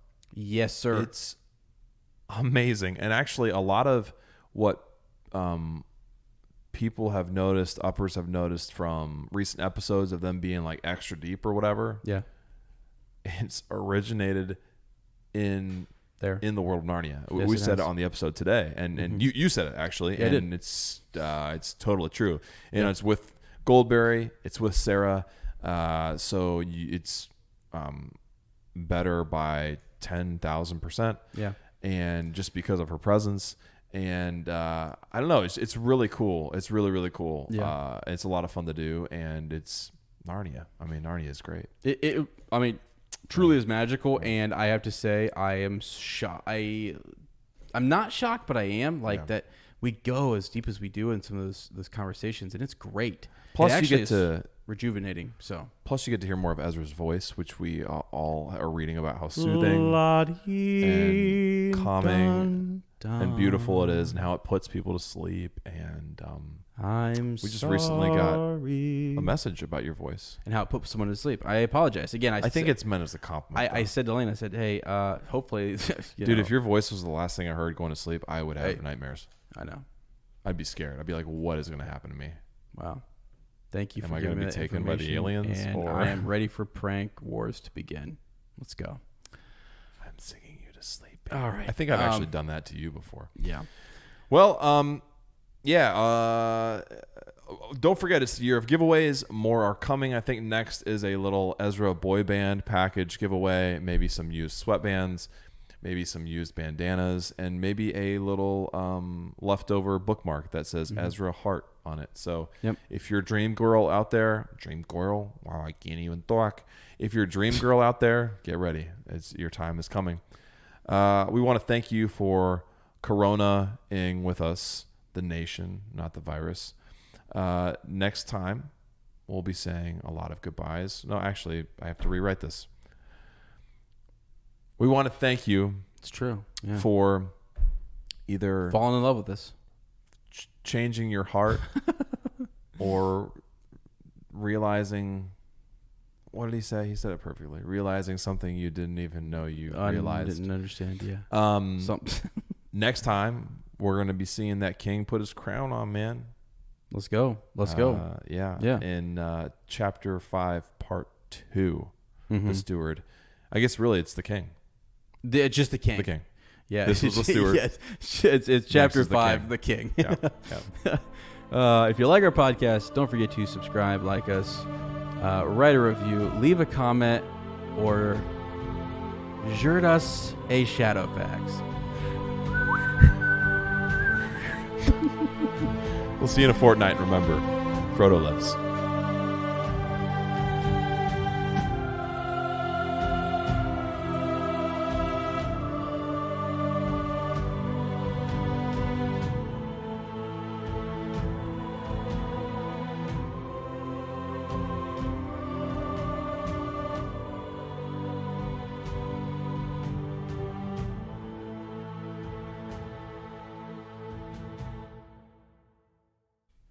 Let me read that the way it was written. Okay, hold on. Let me read that the way. If ya look or podcast didn't forget to subscribe, Lucas, rate your review, leave a comment, as so is Shadowfax. No. What? Read that. It's not Shadowfax. Is Azure is Shadow. Oh Lord, and that's that.